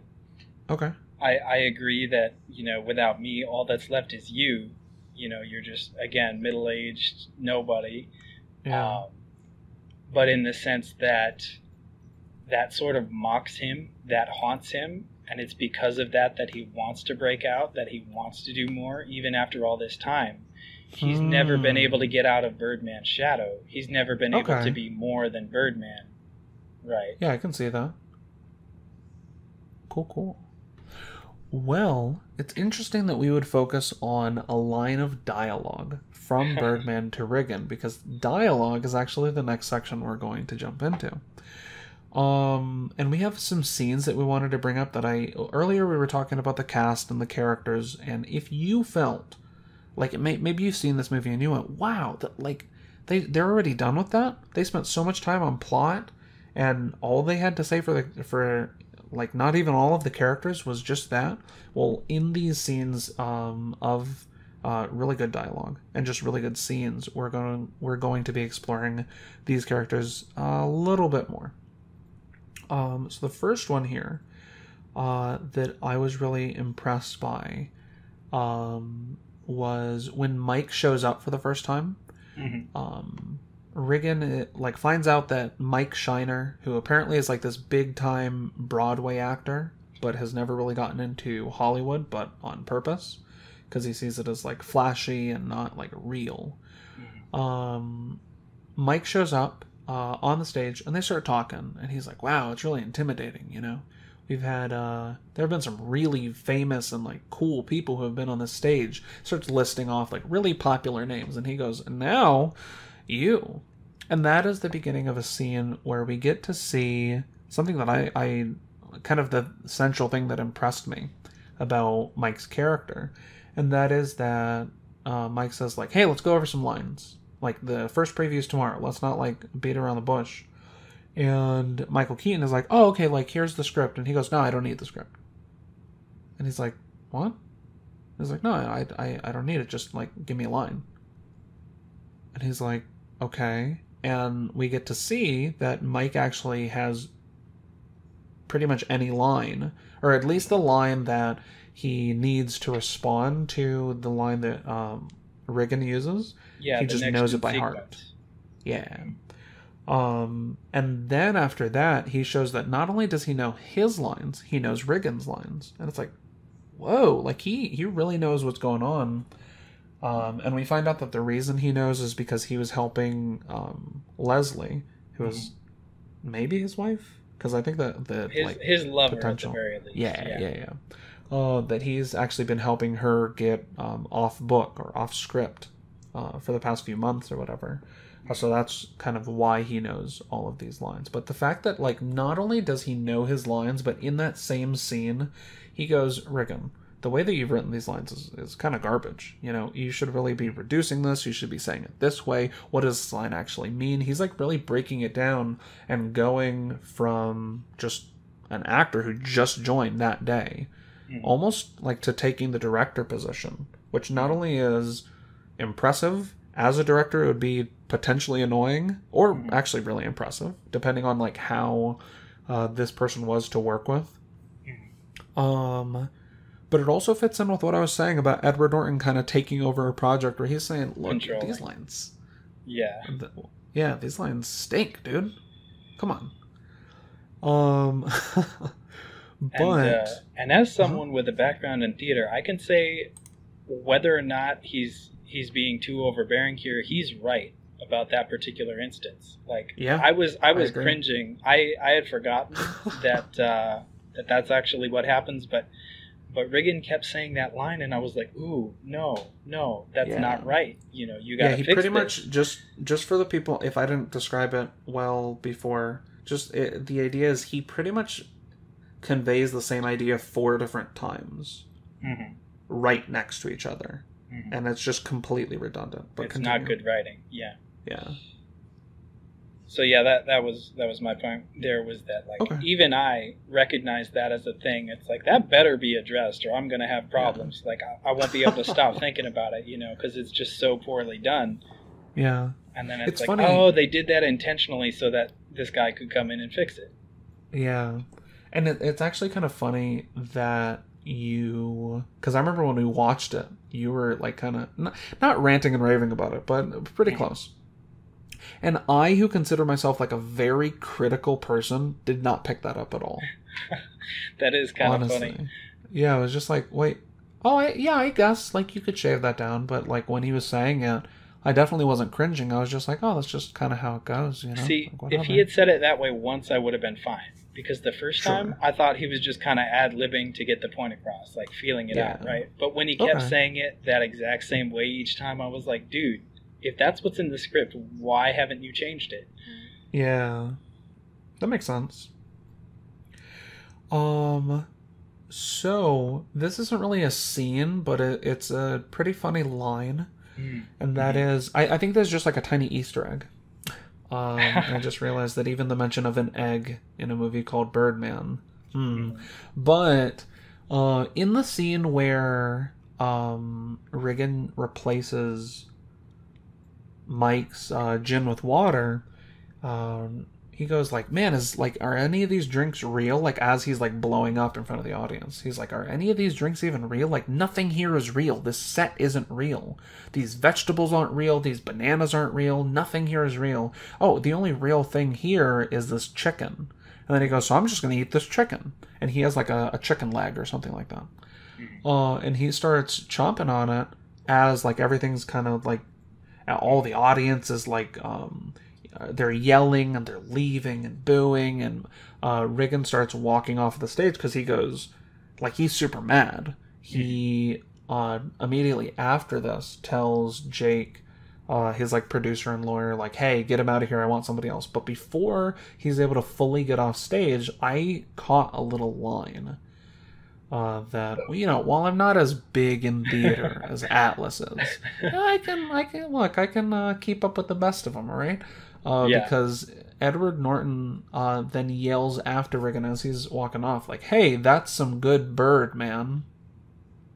And I think that was...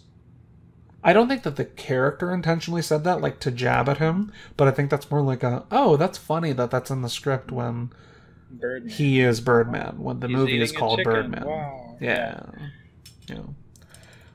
Maybe that's... And I am glad you caught that, because I did not.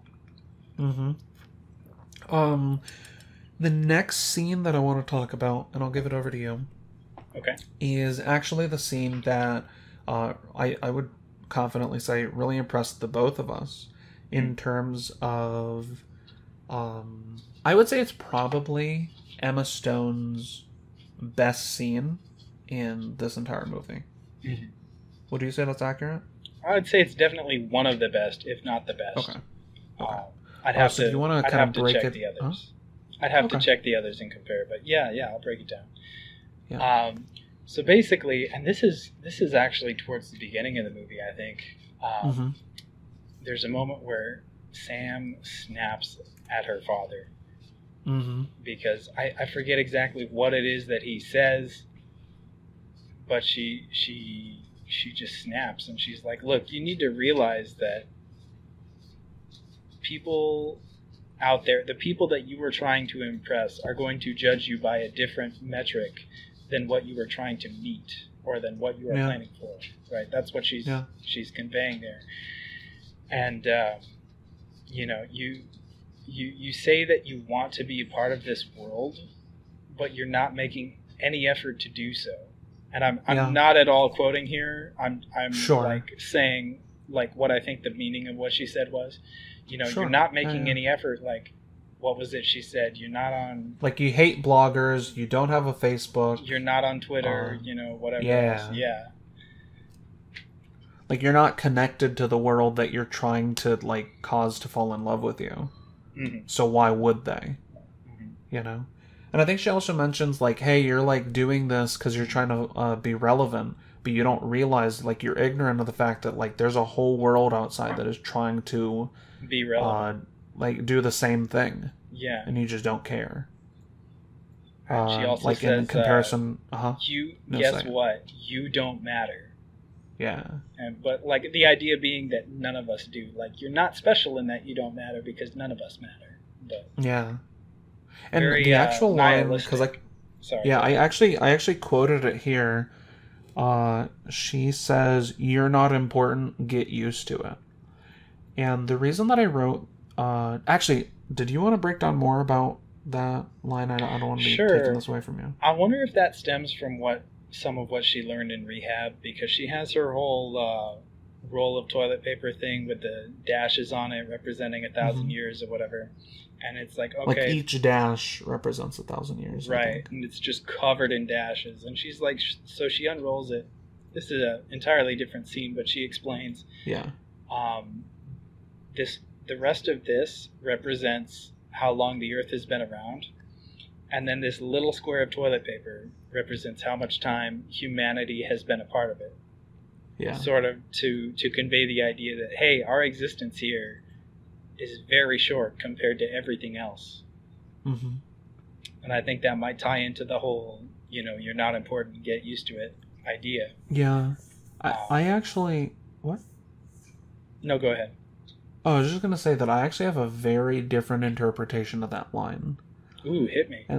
And that is that her saying you're not important, get used to it, is her conveying the feeling that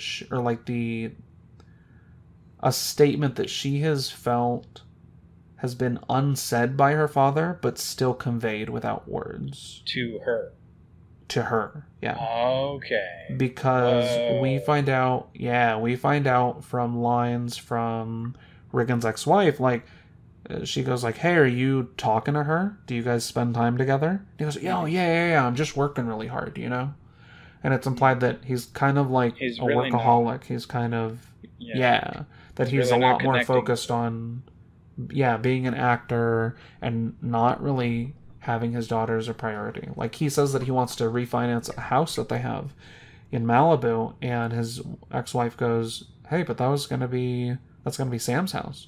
It's like, oh yeah, I just need the money, and then this will go like well, and then we'll get it back. It'll be fine.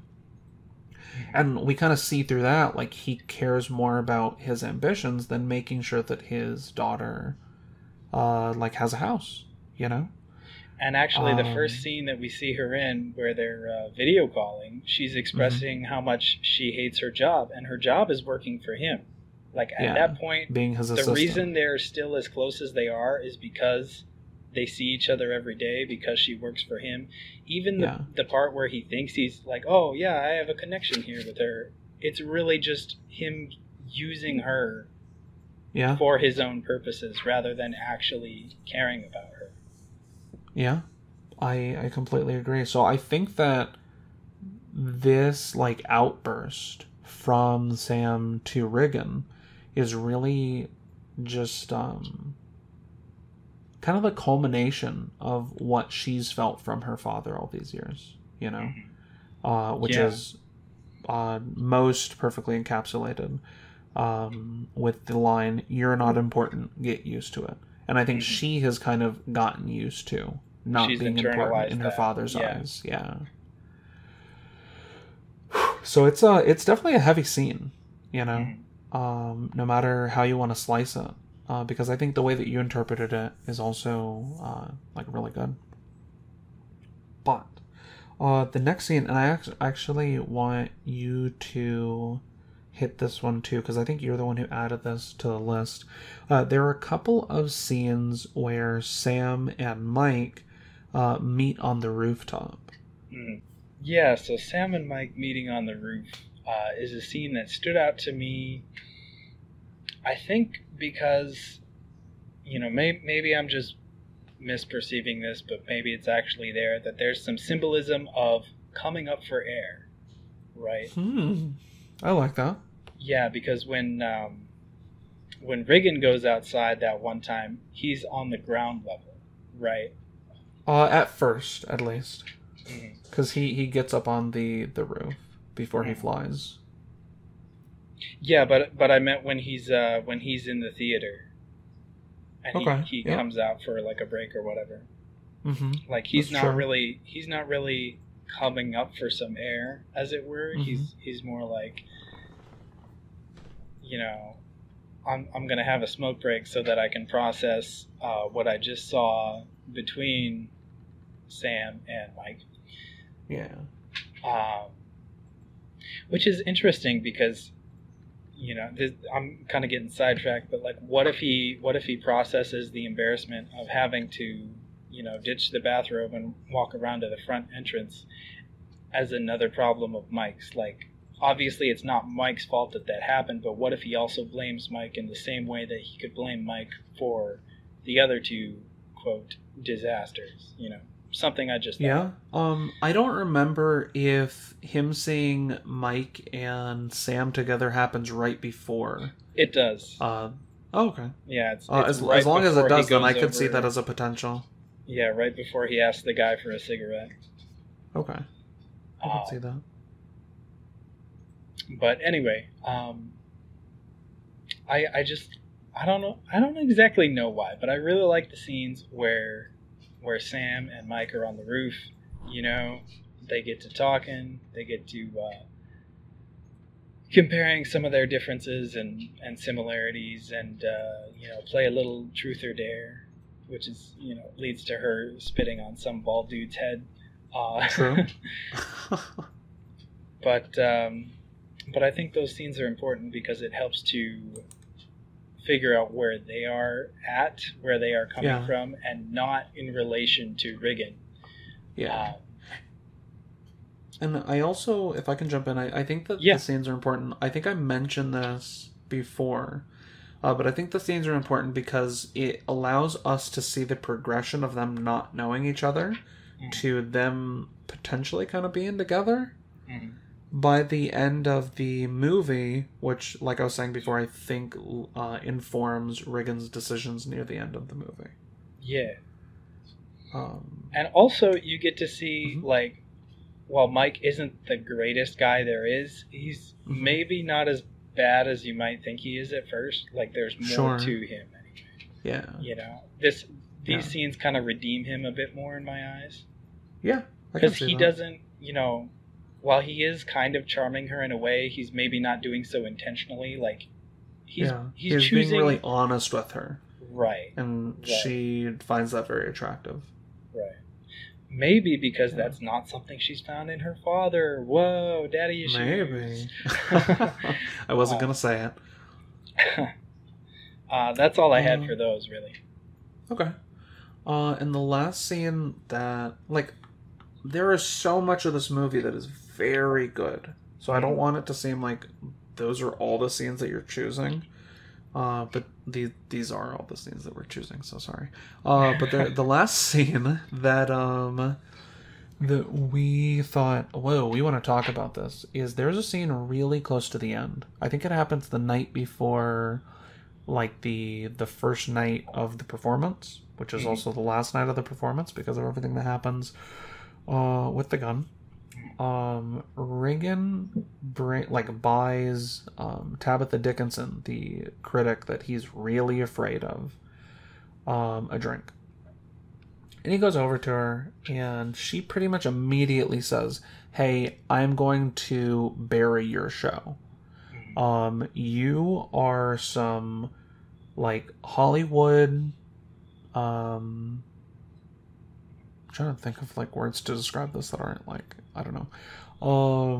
So, not like a Hollywood nobody, but, like, you don't smooth appreciate brain. real You're art. a Hollywood smooth brain. Yeah, you don't appreciate art. It's all about the cameras. You're it's all about normie. the lights. Whereas I understand art because I have been watching Broadway. I have been critiquing Broadway for like all this time, and you really just like don't know what you're doing. And he goes like, "Have I done something to offend you?" And she's like, "Yeah. You right now are taking up space in a theater that could have been filled with pretty much anybody else."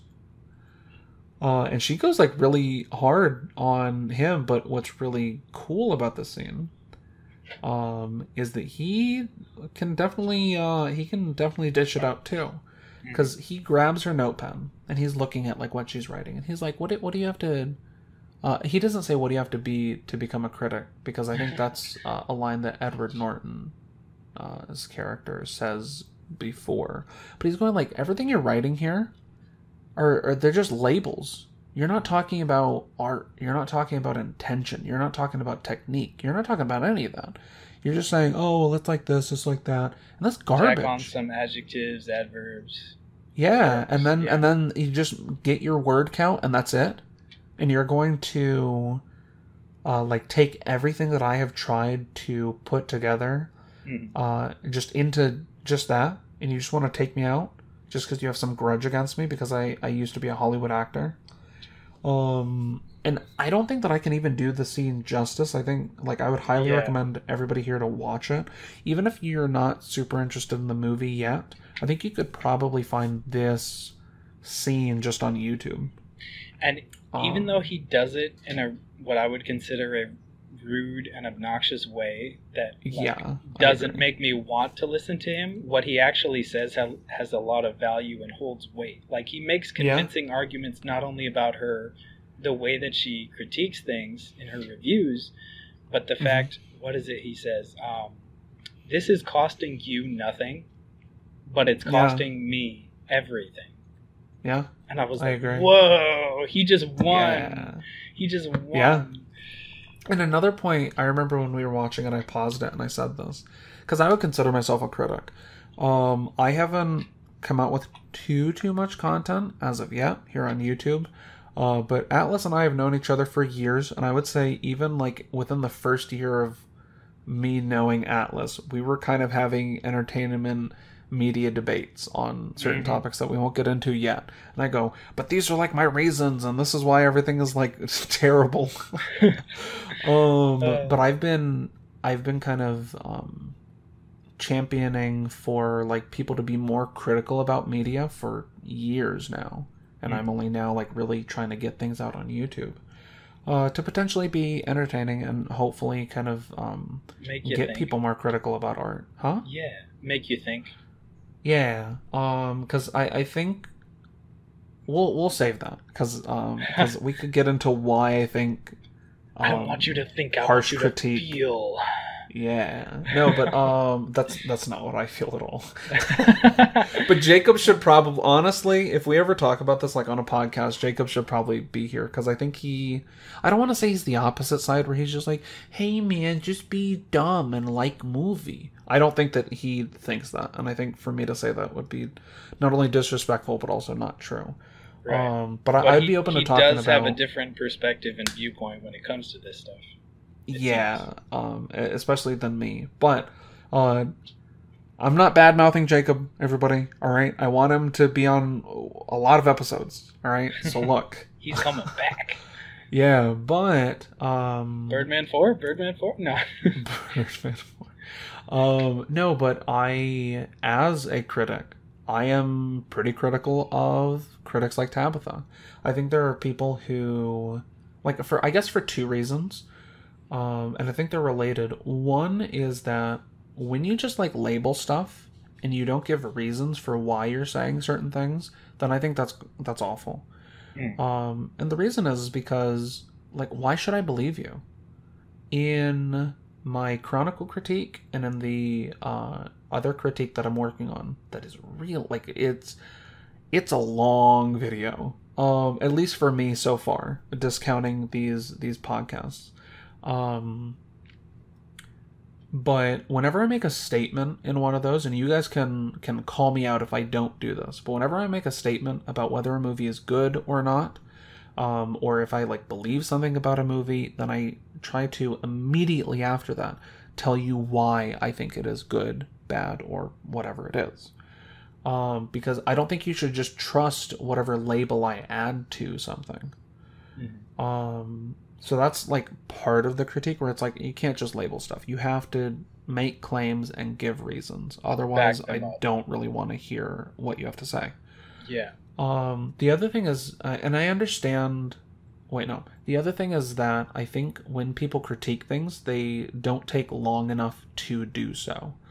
I have watched a lot of videos that are reviews and critiques of video games, movies, albums, all sorts of things, and I often think that people do not take long enough to really talk about their points. I think they just skim the surface.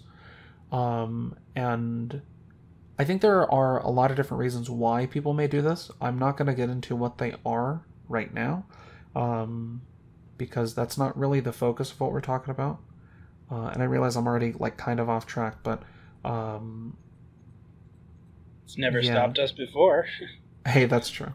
And I understand that because Tabitha works for a newspaper, she has a word limit. So I'm not as harshly critiquing her about that. But then I think that maybe newspaper critiques are not exactly the best place to look for critical thinking in terms of entertainment media, whether that be plays or whatever else it may be, because I really don't think that the people who are writing, whether they're good intentioned or not, have the space to really talk about why a thing is good or bad. Even if you want to be spoiler free, I think that you should take more time than what I see a lot of people doing. I'm not pointing people out specifically. I felt the urge to do that whole thing where you cough and mention a certain person's name. But I'm not doing that. I'm above that. All right.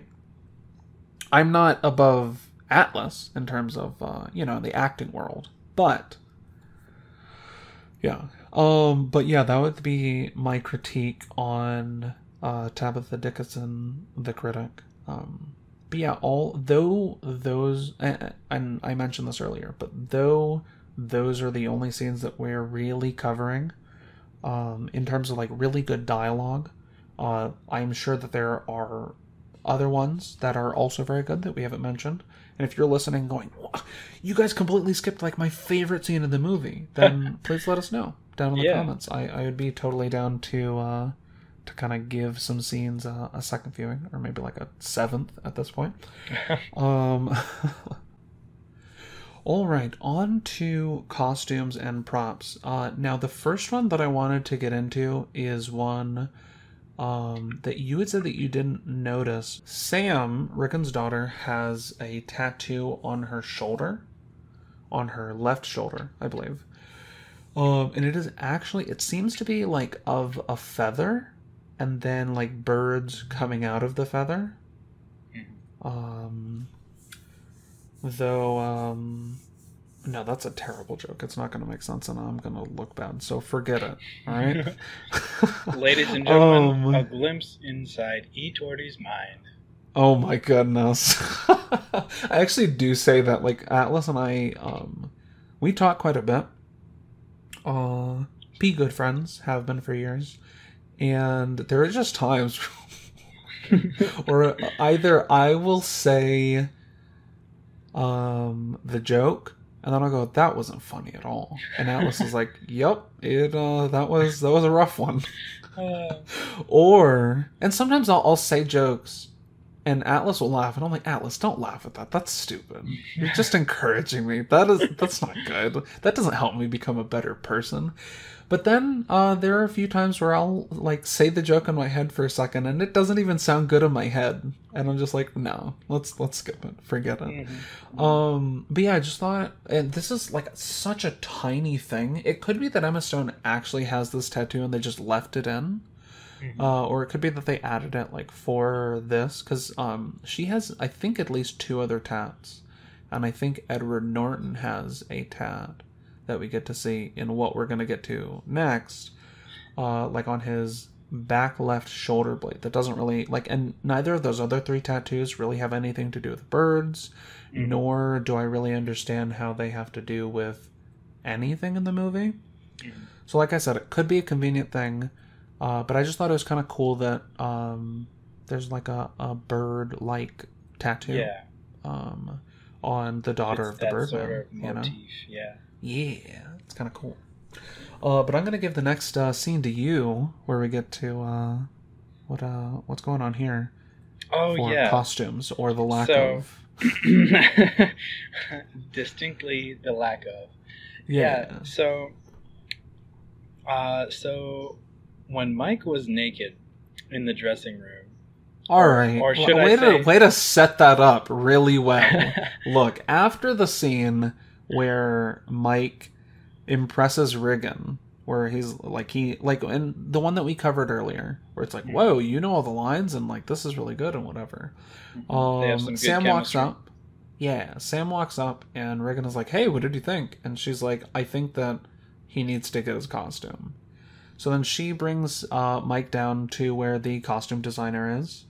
And the costume designer's, hey, like take off your clothes, because we got to get you ready for like the costume. So yeah, he had a reason, like he gives a reason as to why he wasn't wearing underwear or whatever. Yeah. But yeah, he pretty nude in that scene. And so they get over their initial shock, and they're like, okay, whatever, like, you know, we're actors, we can deal with it, we're professionals, you know. Yeah. But he's just kind of standing there, and then shoot, I keep forgetting her name. Leslie comes in.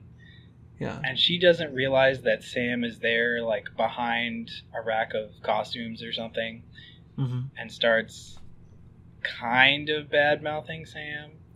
I'd say so. She doesn't say, I feel like if you're not fine with saying it to the person, and you would regret finding out that you had said it to the person, then I would say you're bad-mouthing them. Yeah. So she's bad-mouthing her, and it's, in my opinion, it wasn't that bad of a thing to say, but still, you know, not preferable. And do you remember what she says for the audience, just as a reminder? I remember she says that she thinks she's creepy, you know, always hanging around. And, yeah. When she says, I don't know if it was the drugs that fried her brain or what, like that was kind of... That was kind of the big thing, yeah. Yeah. And the whole time Mike is like, Leslie, shut up. Let me get your attention, Leslie. Yeah. You're embarrassing yourself. And then she says something like, and I'd like to get out of here before she comes back, or whatever. Or something to that effect. Yeah. And Mike's like, then I think we should ask her to leave. Yeah. And she's like, wait, what? But the reason I wanted to talk about this, and the reason we have it in the costumes and props section, is, I mean, obviously, it's a lack of a costume, right? He's wearing nothing. Sure. The old birthday suit. But True. I think that maybe ties in perhaps with what we see Riggan wearing later, his tidy whities when he has to ditch the bathrobe to get back inside. Mm-hmm. I think there might be some symbology of exposure, of vulnerability, and the comparison. Like as an actor? Right. Okay. And on the one hand, you have Riggan, who is completely exposed. And as the audience... You mean Mike, who is completely exposed? Right. Mike is completely exposed. Mm-hmm. Sorry, did I say Riggan? You did. My bad. As Mike, who is completely exposed, and, the audience doesn't get full frontal. It's like we see his back or whatever. But yeah, for which I was grateful. But... had to throw that in. Yeah, but on the one hand, you have him, completely exposed, and on the other hand, you have Riggan wearing tidy whities, Yeah. And Mike is completely comfortable in that situation, that's what I was gonna whereas bring up. Riggan is not comfortable. Riggan is trying to get back inside, trying to keep himself covered. He doesn't have a lot of options, so eventually he just has to make a break for it, right? Yeah. Sort of power walking. Yeah. But on the one hand, Mike is completely comfortable with letting people see who he is. Yeah. And we have simultaneously Riggan, who is not comfortable, who is embarrassed, who is hiding who he is from the world. Whether you take that to mean what kind of person he is, or what his aspirations are, or even the fact that he... Or like his true intentions, maybe. He has this voice of Birdman in his head that he's... Yeah. Like, he only ever tells his ex-wife, and she says, I'm going to pretend I didn't hear that. Yeah. Which is not the healthiest thing, but on the other hand, I can't really blame her after he ignores, like, all these things that she says. That, and also after, like, the toxic relationship that they used to have. Yeah. Yeah. Anyway, I just wanted to make that comparison between these two men and how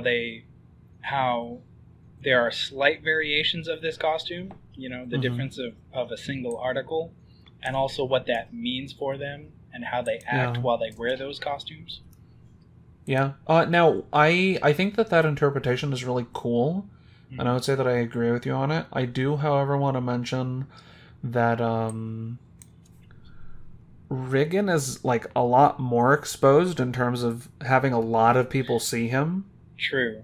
Whereas Mike has, like, 3 people at most. And he's the used costume to designer. Yeah. And, like, Sam Leslie's either his lover or his wife, Yeah. And, like, as we later see, he's kind of attracted to Sam. And Sam's kind of attracted to him, too. We won't really get into that. But yeah, so I just wanted to say that I think there was a little bit of a difference there. You know what I mean? Yeah, fair enough. Sticking with Riggan, I wanted to, like, near the end, after he shoots his nose off, and gets, like, another one replaced and things like that, it's really cool because we get to see him bandaged up. And I think this is probably how he would look if this happened. Maybe not, like, over his, like, eyebrows or something. But what's really cool is the way that the bandages are formed. It kind of looks like a superhero mask. You know what I mean? It kind of looks like similar to the Birdman mask, even. Yeah, like I think the his lower face exposed. Yeah. Below his nose. Which is also kind of similar to Batman. Yeah. And also just the obviously the nose is the affected area, so there's more padding under the bandages there. Yeah. It kind of looks like the beak that we see Birdman. Yeah, I agree. Yeah. And even when he takes off the mask, or I guess the bandages, it's still, like, very bruised all around there, so it's almost like... Oh, yeah, it's like the, what do you call that, eyeshadow? Like he's just got black eyeshadow like he does under the mask. And like how Batman from that era did. Oh, really? I didn't know that. Yeah. That was sense. Another similarity between Birdman's costume and Batman's costume, is that they both have this makeup around their eyes. Okay. Cool. But yeah, I think it's interesting how with like in reaction to his affliction, it kind of makes him look a little bit more like a superhero.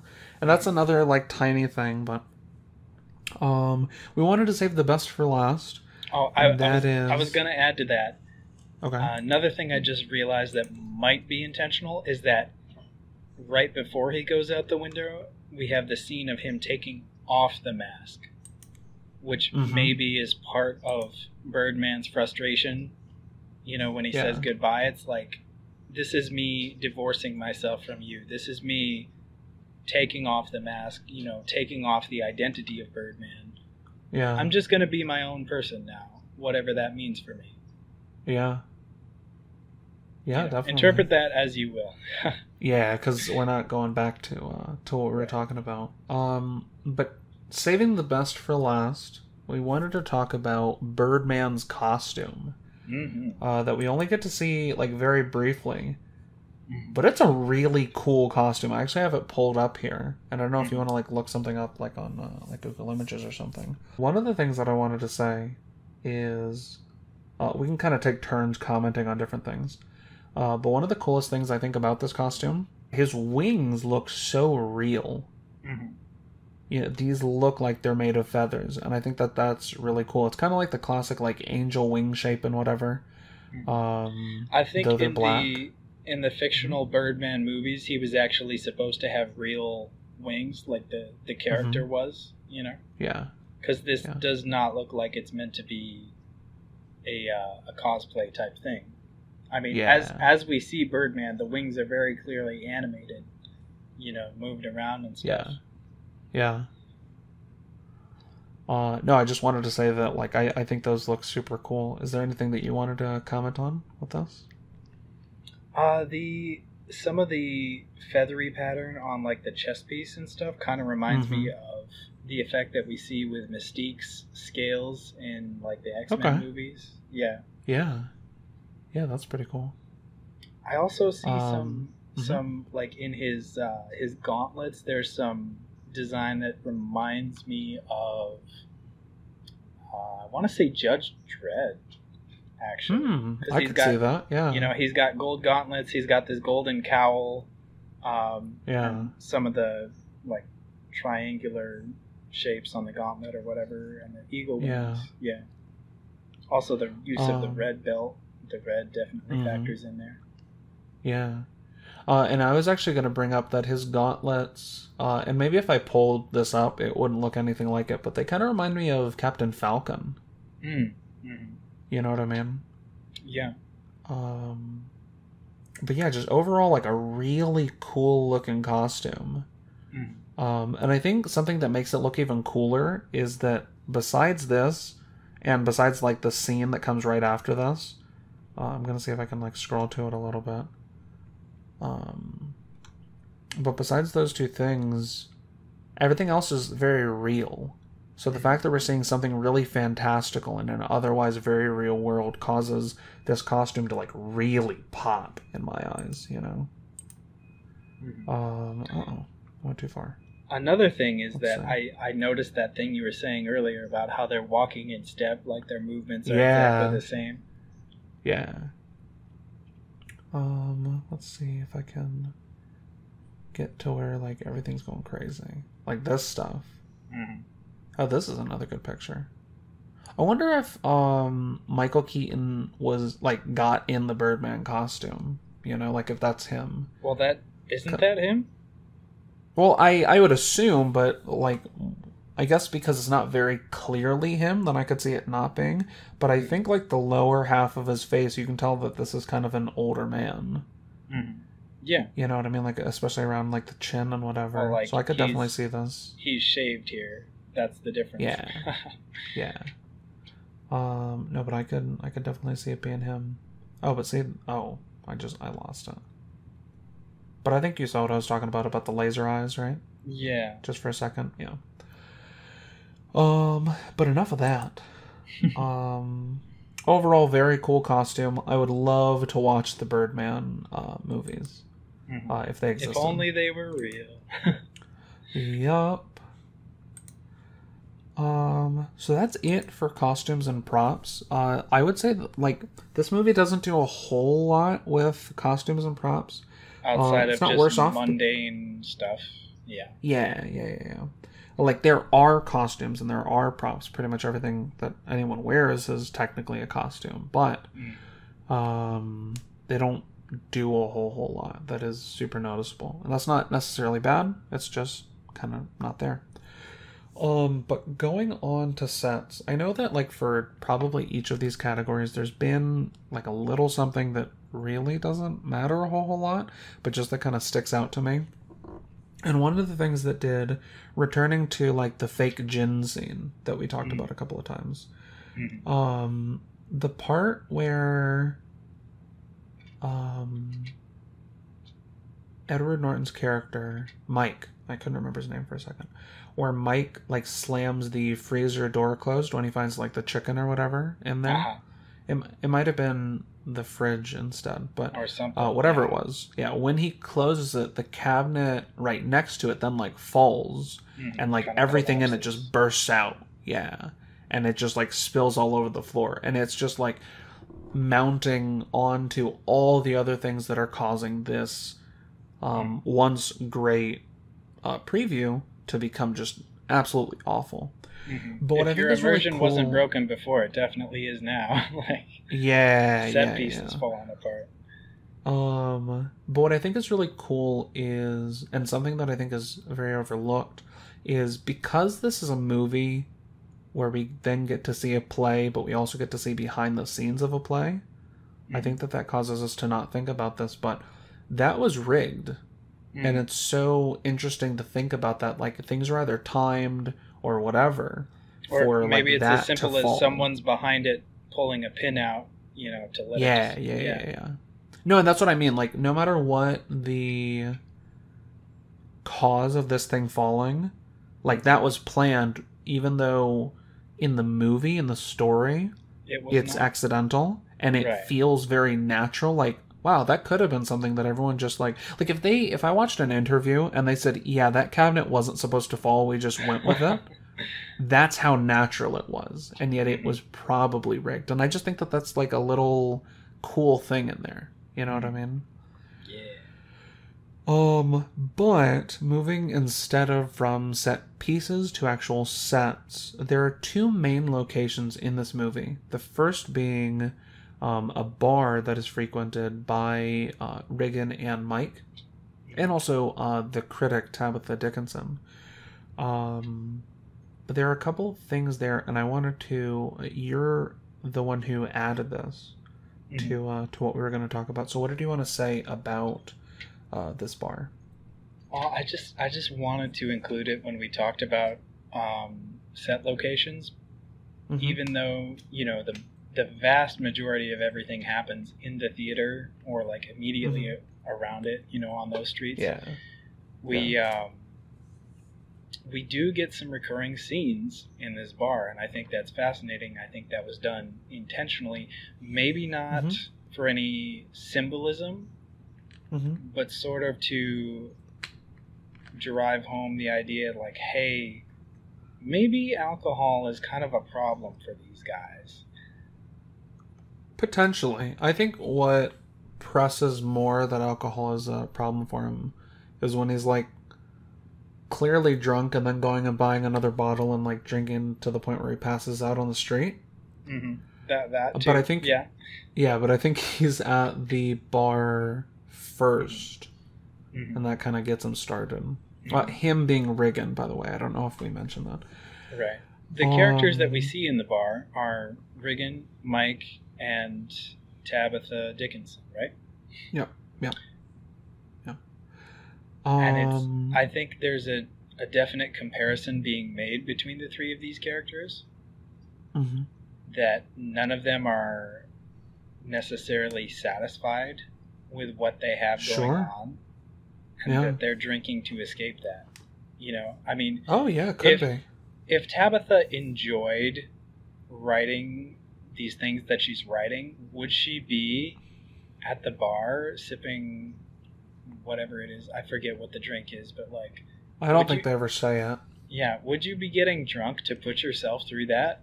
You know, like if you Well, enjoyed it, I don't think you would. Yeah, I'm gonna out myself real quick. Okay. Yeah. I don't actually drink, so I mean, same. yeah, I don't know if I can really comment on this because I think people just like drink for fun, and I don't think that like drinking a drink is nearly the same thing as like getting drunk, like to escape your troubles. You know what I mean? I think people just do it to like have a good time and whatever. On the other hand, she has an empty glass by the time she's made that second order. That's true. So are you saying that like one drink is fine, 2 drinks, you're just you can't even walk straight. You're sloshed, I don't drink. Dude. I don't remember what it was that she ordered. I don't know about the alcohol content, but I'm submitting that the amount of time in this scene, this location, I should say, is significant. Yeah. That they are not satisfied with their lives as they are, or with whatever they have to deal with. They're going there to sort of escape that, to drink away their problems, as it were, or drink through their problems. I don't think that it's a big enough topic for us to like get into like strong contention over this. Yeah, I don't necessarily agree though, because I think if that's the case, then Sam, Leslie, and the brunette should also be here. Because at least those 3 are also going, I really don't like how life is going. And I could also definitely see, Jake, his friend, being here too, just because he's stressed out with him feeling like he has to hold up the whole production. I think with the other characters, though, like, they don't like how life is going, but that's not necessarily because of their careers. Could be. So yeah, and like, you may be correct about this. I honestly don't care either way. Yeah. Like, and I mean, we don't have to talk about it this, like, a whole lot. Yeah. That's all I really had to say. Just want to include it. Yeah. The set that I really wanted to talk about was the theater itself. And that is, one, because I've had experience in theater, then it's really cool to see different theaters. I remember one time I was applying to work as a drama teacher. It didn't work out, but I was able to convince them to give me a tour of their like theater premises. And it was just really cool, because I've been in theaters, I've been on stage, and different things like that, but it's just really cool to see the differences. Just all the like technology that they had at this like one school. It was really impressive. But the reason I wanted to bring it up specifically for this movie is it's the main set of the entire like film. This is where we spend most of our time, whether it be on stage or not. And I think that it's really cool because it very much feels like a labyrinth in there. Like, I don't ever feel like I have a good understanding of where anything is. And I think that's done intentionally. I think that it kind of, in a subliminal way, gives the feeling of just like the hustle and bustle and chaos of the theater, of making sure that everything kind of works. I also don't know if the place was filmed honestly, and what I mean by that is I think they used like editing techniques and things like that so that they could kind of just have things wherever they wanted them. Could be wrong on that. It could be that I just wasn't like paying attention, and like people who were could like draw me the blueprints or something. But I also think it's really cool just seeing all these different places there. We get to see obviously the stage, we get to see just off stage, we get to see different like technical workers and like where they are, like the lady who tells Riggan that she thinks that, I keep on forgetting Mike's name, that Mike is drinking real gin. There are just other like technical players all around. The intercom system, the intercoms, the Riggan's dressing room. It's really cool to see all these different places. We get to see the girls' dressing room, things like that. The ropes, the costume design, the ropes, stuff. And it's really cool how most of the movie happens all in one building, and we're never like fooled into thinking that it's not. but it's cool seeing just how diverse this location is. You know, it reminds me of a lot of I don't know if you've seen this, the Keira Knightley, Anna Karenina. I have not. Have you seen that? Okay. No. We might watch that at some point because I like that movie. And we, in that movie, also get to see all sorts of different places that are part of a theater. But this also reminded me, between when we watched the movie together and the first time that I watched it, which are lots of years apart, I actually had the opportunity to see To Kill a Mockingbird on Broadway, and it was actually really cool. One thing that we don't get to see much in the movie, though I think if we went to the place where it was filmed, it would be accurate. It would be like similar to the place that I went to, is if you have issues with vertigo, make sure you get a ground seat if you ever go to Broadway, because we were on the top floor, and there were like 3. And the seating is like so steep the entire time. I felt at any moment I was just going to like tip over onto the stage. It honestly was very distracting. The play was great. It was really cool to see not only like the story, because I don't think I've read To Kill a Mockingbird even now. I've read the sequel. Wait, there's a sequel? What? Yeah, I'll tell you about it later. Because I don't want to like get into that right now. Yeah. But I had never seen it. But I think honestly the coolest thing about seeing the play on Broadway was seeing the sets. I think set design is so cool. For like live plays. How they had like cabins and like just courtrooms all like formed together in sets that could break apart into pieces and then just like float off onto the sides. It was so cool. Highly recommend it to anyone who can go. If you guys have a love of theater, then you got to see something on Broadway if you can manage. And I will confess, in that regard, your theater experience has surpassed mine, because I have never seen a Broadway production in Broadway. Oh! On Broadway? At Broadway? I don't even know the correct term. There you go. Yeah. I don't even care. I've been there. All right. I have seen To Kill a Mockingbird on Broadway. All right. And it was really cool. Like, I would go, honestly, like, if anyone knows of any plays where they do like really good set design, send it to me, because I want to go to wherever that is. Honestly, to me, the story doesn't matter nearly as much. It's just cool to see like how they use technology to like amplify whatever they're doing, you know. But that is sets out of the way, and we actually have one of my favorite categories coming up, and that is cinematography. I honestly, whenever I do a critique, when I did the critique of Chronicle and the movie that I am working on now, that is a secret. I don't think I've said it on any of these videos. I hope I haven't, because then I'm like, yeah, it's a secret, and everyone's like, we know it's. You thought I was going to say the thing. Yeah. I'm not critiquing. I'm not critiquing the thing. Don't try to reveal it. Especially don't give them false hope. It's clobbering time. I was talking. All right, I'll leave it there. I know if Jacob listens to this, he's gonna facepalm so hard at that. But, yeah, cinematography is one of my favorite aspects in terms of movies. The way that I like sets in live performance, I love like just looking at how things are shot in movies. But to start out, we're going to talk about the title sequence, and you, on at least 2 occasions, said, I'm going to save this point for when we talk about the title sequence. So I think I should give this section over to you. Okay.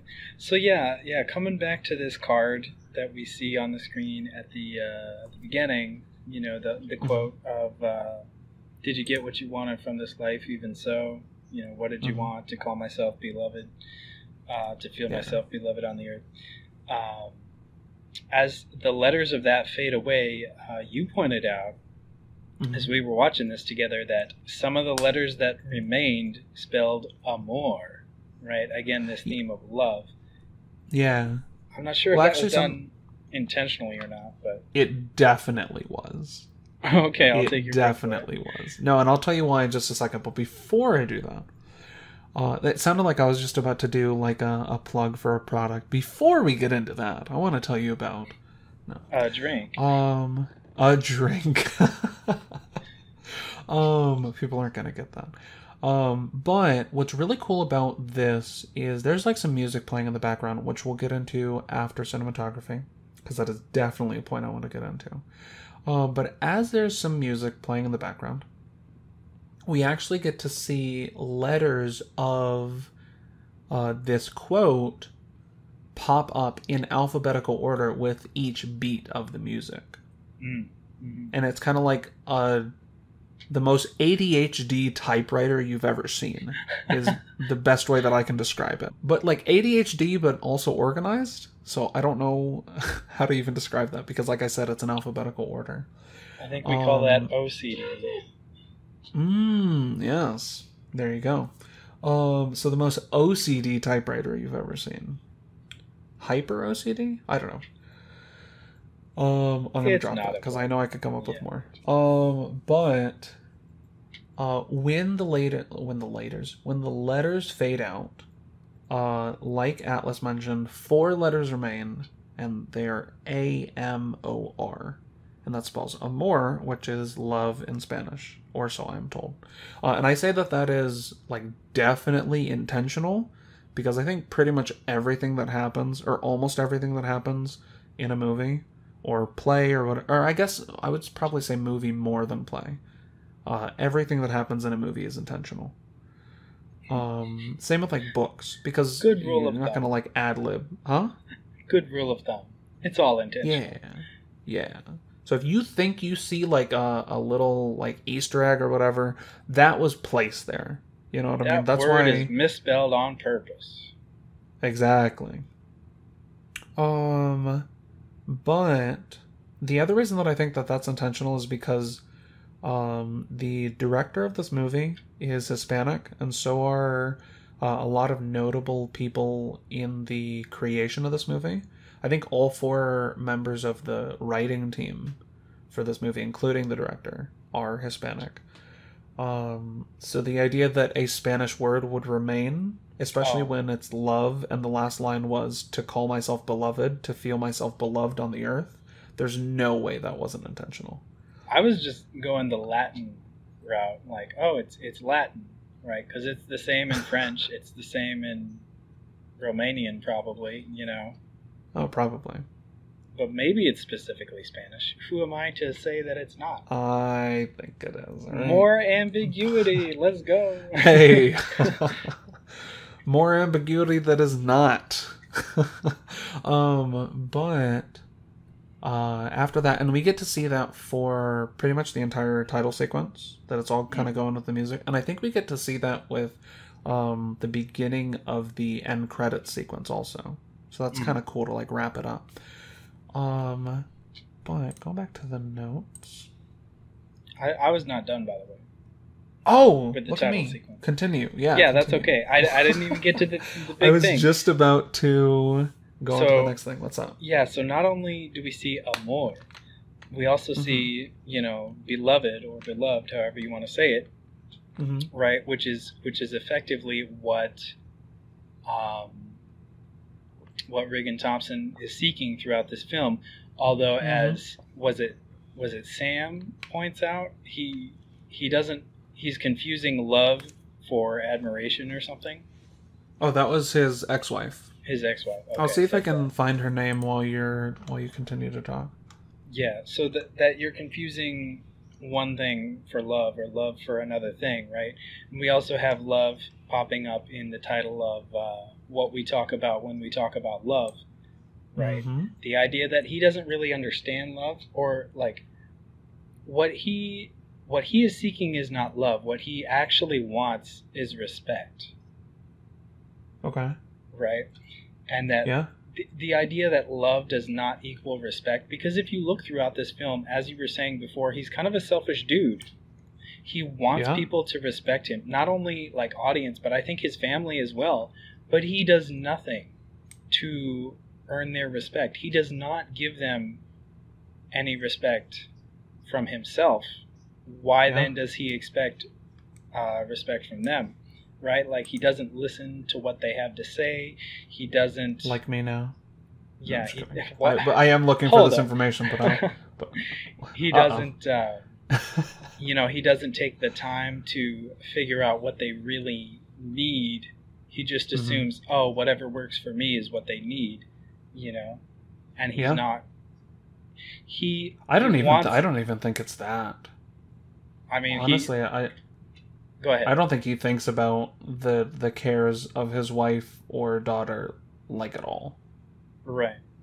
I don't think he goes, hey, what's best for me is important for them. Maybe while finding this name, I lost track of what you're saying, but well, that's okay. Did I? Did I lose track of what you're saying? Not really. Just the idea that, like, he wants to be respected, but he's not willing to respect anyone. Yeah. And how sad that is. Yeah. And I found out that his ex-wife's name is Sylvia. Sylvia. I don't know if it's ever said, but that's her name. What a lovely name. Yeah. Shout out to all the Sylvias. Hey. If Atlas's date with Emma Stone doesn't work out, then any Sylvia will do. That's gonna be my shtick now. Every time I'm on the podcast, I just gotta say, "Hey, look, pick me up this Friday at 8." Yeah. There you go. Let's go. Do it up. Would I be stepping on your toes if I went to the next section? No, you would not. I think I've exhausted my point. Okay. There is a shot. I'm gonna see if I can find it real quick. Just in case you don't remember it. But there's a shot before the movie really starts, like after the title sequence, like directly after, before we see Riggan levitating. We see one of jellyfish, but I don't want to focus on that. That's interesting, because I forgot about that jellyfish at least at the beginning. I remember them from later on. Yeah. I do, and I don't know now. Yeah. Yeah, I don't know if I want to focus on that. I guess if you want to bring it up, then we can. But there's a shot of like something on fire falling down to Earth. Oh yeah. Do you remember that shot? Yeah. And I think that's really interesting. Did you have any thoughts on that? Because I have a couple interpretations on what that could be. I want to hear yours first. I'll tell you mine after, because I think I just had a thing that I... Okay. Anyway, yeah. Go ahead. So I think that the first time that I watched it, I had no idea what was going on. I was like, what is this, like, complete art house film? But then as we kind of got further, I was like, oh, that's like a clip from one of the old Birdman movies. That's pretty cool. And that's just kind of what I went with as the interpretation the first time I watched it. But when I watched it, and I was thinking it was supposed to be kind of like Superman, you know what I mean, falling from the sky in like some sort of vehicle or whatever from another place, shows up on Earth. He's Birdman. He's a superhero, you know. But in my most recent watch of it this morning, I was like, what if that's symbolic? What if, like, something on fire falling down to Earth is instead what Riggan Thomson's career is like? It's kind of a ball of fire just falling down to Earth. It's not... So it's not... A hunka burning love? I don't even know what you're referencing with that. Oh, too old. Uh-oh. Really dating myself here. Uh-oh. But it's okay, ladies. You can date me, too. Hey. Whether you're old or young. As long as your name's Sylvia. Otherwise, forget it. Alright? I should have said read my lips. But continuing on... So I just feel like that could be symbolically like the trajectory of his career. It's kind of just a flaming ball of fire, and he's not going to really be able to do anything to like fix that. You know what I mean? Mm-hmm. But those are kind of the two ways that I saw it. Did you see it any different way? Not initially, although I just had the idea that what if that is actually at the end of the movie, right? I mean, obviously we see it at the beginning, but what if that's a scene from after the end, and that's the thing that Sam sees when she looks up? And like, maybe... What would it be then? I don't know. But I was like, what? Right. I was wondering to myself, what could it be up in the sky that she's looking at, assuming she's not looking at her dad flying? Yeah. And so it's kind of, would it be that this isn't actually falling, but going like across the sky horizontally? Or is she seeing something falling and smiling at it? It might be going horizontally. I mean, I didn't have any reason to assume, or I didn't feel like I did, that it was falling down rather than horizontally, or even leaving orbit. I don't know. Yeah. So that's a possibility. Mm-hmm. Continuing on.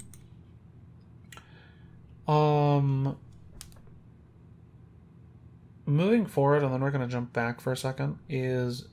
You guys probably know this if you've seen it, and if you haven't, then we haven't really mentioned it so far.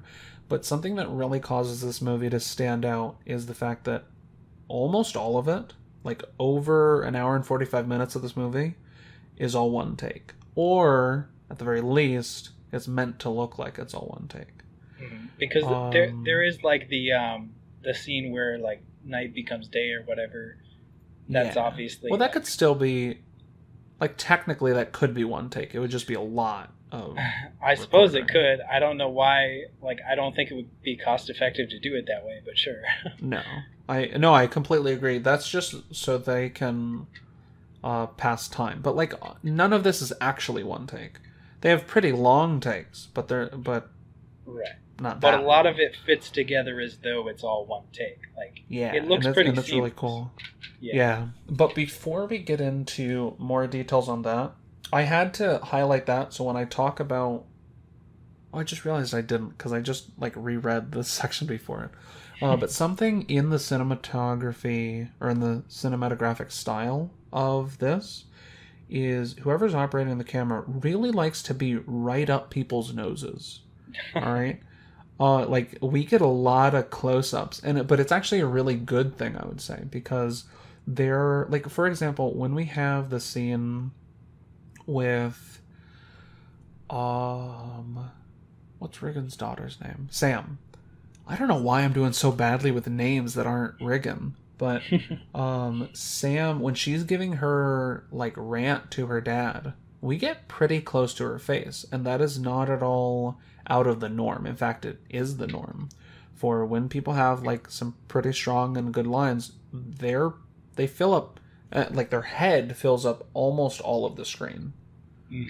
But it's really cool. I don't think that we see close-ups like that all the time. And then this is amplified, I think, in coolness in that we have like long extended shots. So we've just seen the camera operator like move around with a certain character, and then when they're talking to another person, just like bring the camera right up to them. And it's the actor, like, I guess this goes, like we're a disembodied like voyeur or something. Yeah, I could definitely see that.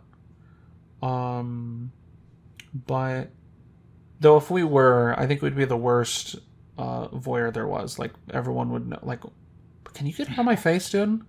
Chill out. It kind of reminds me of in Nightcrawler when Lou Bloom has the camera right in like the police officer's face or whatever. Yeah. It's like, can you get that camera out of my face?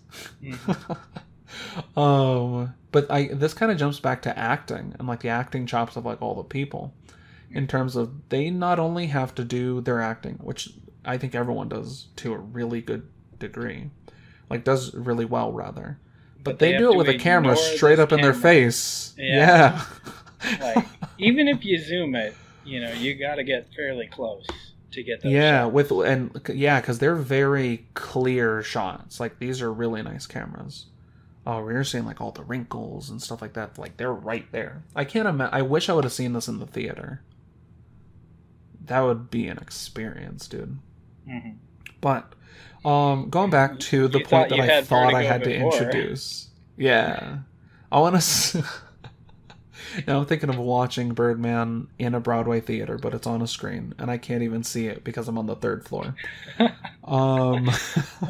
But going back to the idea of the whole thing is kind of a one-shot, most of the points that I have put here are kind of mine, and I don't think that we discussed them together. So okay. Are there any that you want to touch on? Or are there any other points relating to one-shots before I kind of like barrel through this stuff? No. Okay. So although the first I thing might that I wanted to bring up stuff within your stuff. That's relevant. Okay. Yeah, you can just like stop me and go, "Oh yeah, that was a cool thing." The first thing that I want to mention, and I'm gonna kind of go out of order from what you're saying, but though they do not cut very much in this movie, when they do, and I think they really only do it twice, at the very beginning, and then after Riggan shoots himself in the nose, they have like these montage cuts that honestly I think have more meaning than I have been able to mine from them. Mm-hmm. Like, why are these the things that are being shown to us? I have a little bit of insight there, maybe. Yeah, are you going to talk about the jellyfish and the birds? That, but I had another thing that I came up with in the last few hours here. Okay. Hit me. With what's shown. Yeah. Well, can I start with the jellyfish, or? Yeah, definitely. All right. But make sure to like give the background for that. Yeah, so while Riggan and his ex-wife are talking, and I think this is one of the last times that they're talking in the movie with each other. Yeah, I think it's the second to last. It's like halftime, I think, for their play that he's doing.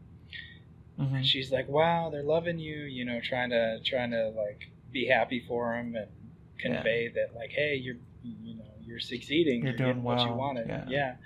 And he says, "Remember that time? Remember that one party we threw?" And she's like, "Oh, don't do this. Don't ruin a good moment with the with that bad memory or whatever." Yeah. And apparently at this party he slept with somebody. Yeah, we don't really know who the person is. Yeah, at least I didn't recognize the name. Yeah. But in their bed, in like his and his wife's bed, and it's like, whoa, That's not great. Yeah. He's like throwing everyone out of the house, shutting the party down, and he's kind of dejected, I guess. He goes out. He goes outside, and I'm not sure if he drives or if he walks to the beach or whatever. Mm-hmm. But he ends up wading out into this beach, and he just says that, real quick, right before we get there, same content warning as before. Oh yeah. Just so y'all know. He says that he wades out into this beach, or waded out into this beach, and that he tried to drown himself. Yeah. But then he... Which, just real quick, I just realized that also supports my reading of the movie. Let's go. Oh, yeah. But then he feels like a hot frying pan digging into his back or something, and he realizes that he was surrounded by a bunch of jellyfish in this shallow water, and they're all stinging him. And apparently he had lied and said that he was sunburned. Mm-hmm.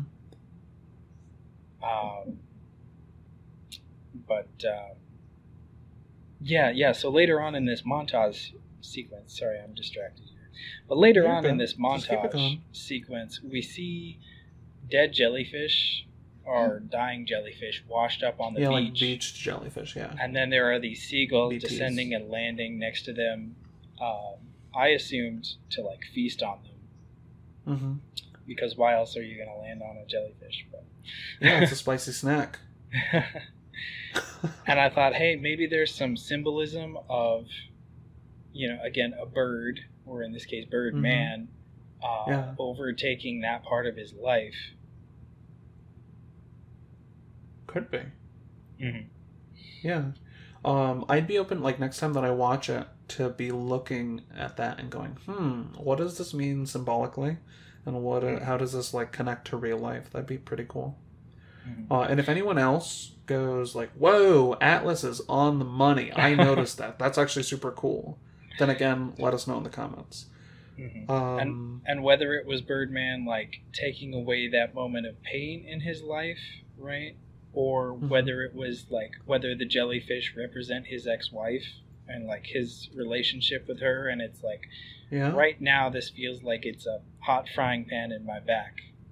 But then Birdman comes along and,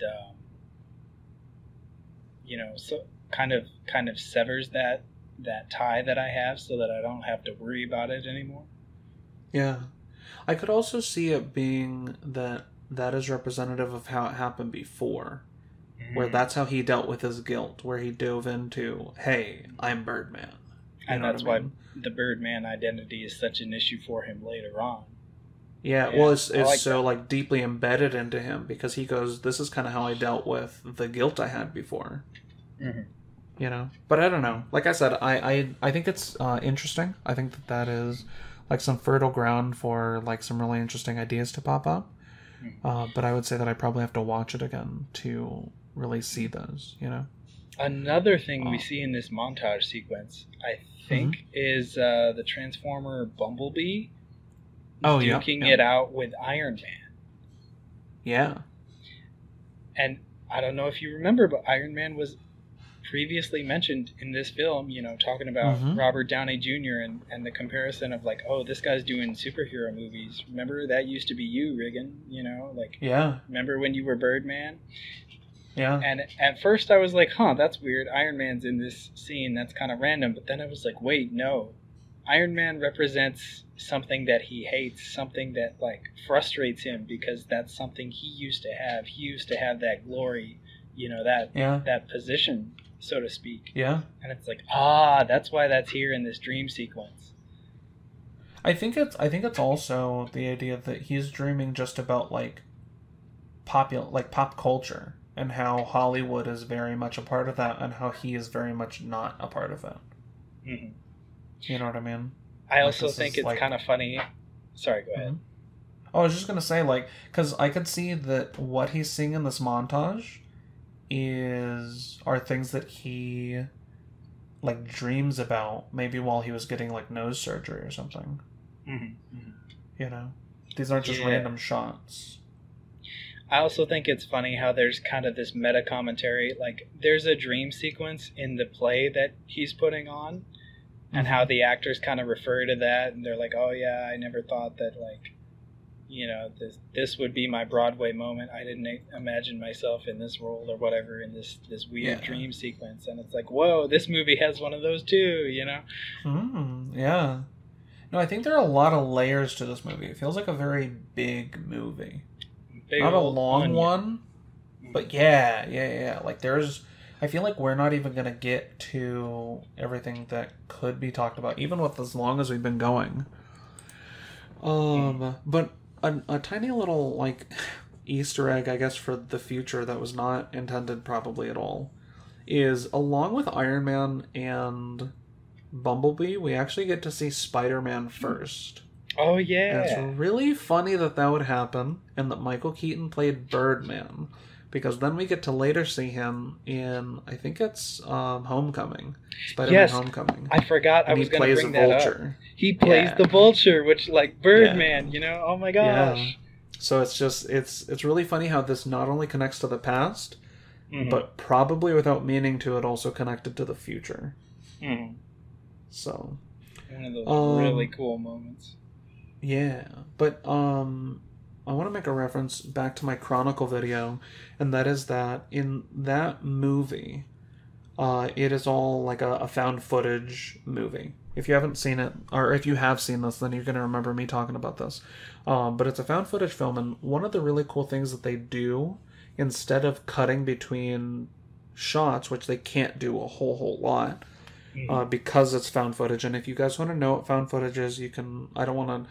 We're already going pretty long. I don't want to explain that. You can either look it up or you can watch my video, and I think that has a pretty good explanation. But something that they'll do is they'll use mirrors so that with one camera shot they can actually show more than one person, generally two. And that is actually used in this movie at least a couple of times. It's not a major thing. I would probably say that Chronicle does it more, but I think that it is used to great effect so that we can see different actors' facial expressions even without cutting, since we're trying to do this whole simulated one shot, you know? I also think that the cuts are hidden pretty well. The first time that I watched it, I honestly didn't even notice where cuts were. Now that I'm watching it for the third or fourth time, I think I could probably spot where every single cut is. I'm not sure, because if there are cuts where I think there are, then I don't know how they film some of them. Some of them are pretty obvious, the whole screen fades to black for just a second. And it's okay, I know what you're doing, you know? But there are other ones where I think they just use a quick sweep of the camera real quick. But I don't know how they would cut right there so smoothly. But that kind of leads into the next thing, that though this isn't all just one shot, these are still pretty long cuts. These are still pretty long takes. Yeah. And that causes the acting to be so much more impressive, because if anyone messes anything up, you then have to film all of that again. It's not just the one, not even a second shot sometimes. You know what I mean? It's not just that you have to depend on yourself. You really have to depend on other people. And I think that kind of simulates how it is to be on a stage, where if somebody messes up, especially while you're performing, yeah, you got to keep going. You just got to roll with it, you know? And I think I had mentioned when we were watching this together that there are some flubs in this movie, and they just keep them in, and I really like that. I think Zach Galifianakis' character, I should have picked someone else, because I should have known that I was going to trip over that last name. Well, but it's okay, because he trips over the Prince of Saudi Arabia. Exactly, because he says the Prince of Saudi Arabia, and then he fixes it for a second. You know, yeah. So I really like that they kept those flubs. It feels very honest. It lends to the real tone that has been established with some of the other things that we talked about. Do you think he said Scorsese instead of Scorsese on purpose because he knew that they wouldn't stop the take? I honestly think, because I told you what I thought my opinion was of this when we watched it, and now I don't remember what my opinion was. Hey, could be that Scorsese, in reference to Martin Scorsese, is the actual way to say it, and Scorsese is just we're all just saying it wrong. Yeah, we're the normies here. Yeah. I don't know. Could just be that he wanted to be different. It could be that Inarritu secretly hates Scorsese and was like, I'm gonna have a little jab here where I just say your name wrong, you know? I'm hoping it'd be really cool if Inarritu, and this won't happen, but it'd be really cool if Inarritu listened to this podcast and went, wow, they're just batting, what is it, 100? Is batting 100 good? Yeah. Or is it 1,000? I don't know. But they're just getting everything on the money. That'd be kind of cool. But so yeah, the choreography that is needed in these shots is actually super cool. And the fact that they're able to really get it down is also really cool. I can't imagine how many takes this took. But the last point that I wanted to make is there is a video that I think you guys could probably find really easily if you look up Alfred Hitchcock juxtaposition.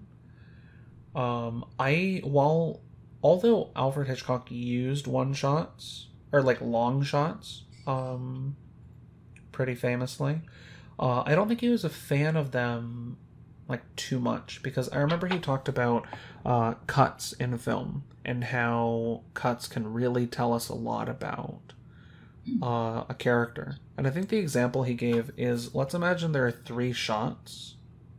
The first one is of a man, and he like walks up to a certain location or whatever, and he looks at something. Shot B we're going to get to in just a second, but shot C is it cuts back to him, and we see him, and then he begins to smile. Now what's really cool is that whatever shot B is will actually cause us to know more about this man.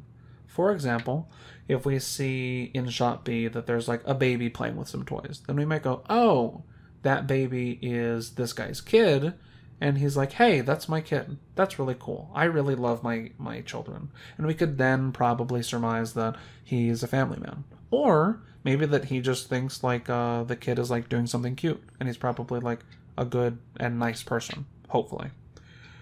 But he was saying if we switch shot B to instead be like a woman in a bikini who's kind of like posing in kind of a seductive way, maybe not, or like in an alluring way, maybe not directly towards him, but you can tell he's watching her.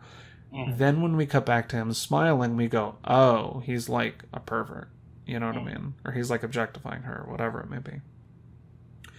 So it's really interesting how much juxtaposition can be used to inform what we think and feel about a character. And the reason I bring this up is because by using long shots, we lose a lot of that. Because unless you're going to do like the Office style, like quick pans and things like that, then you're not really going to be able to get reaction shots the same way. Which is why we need mirrors.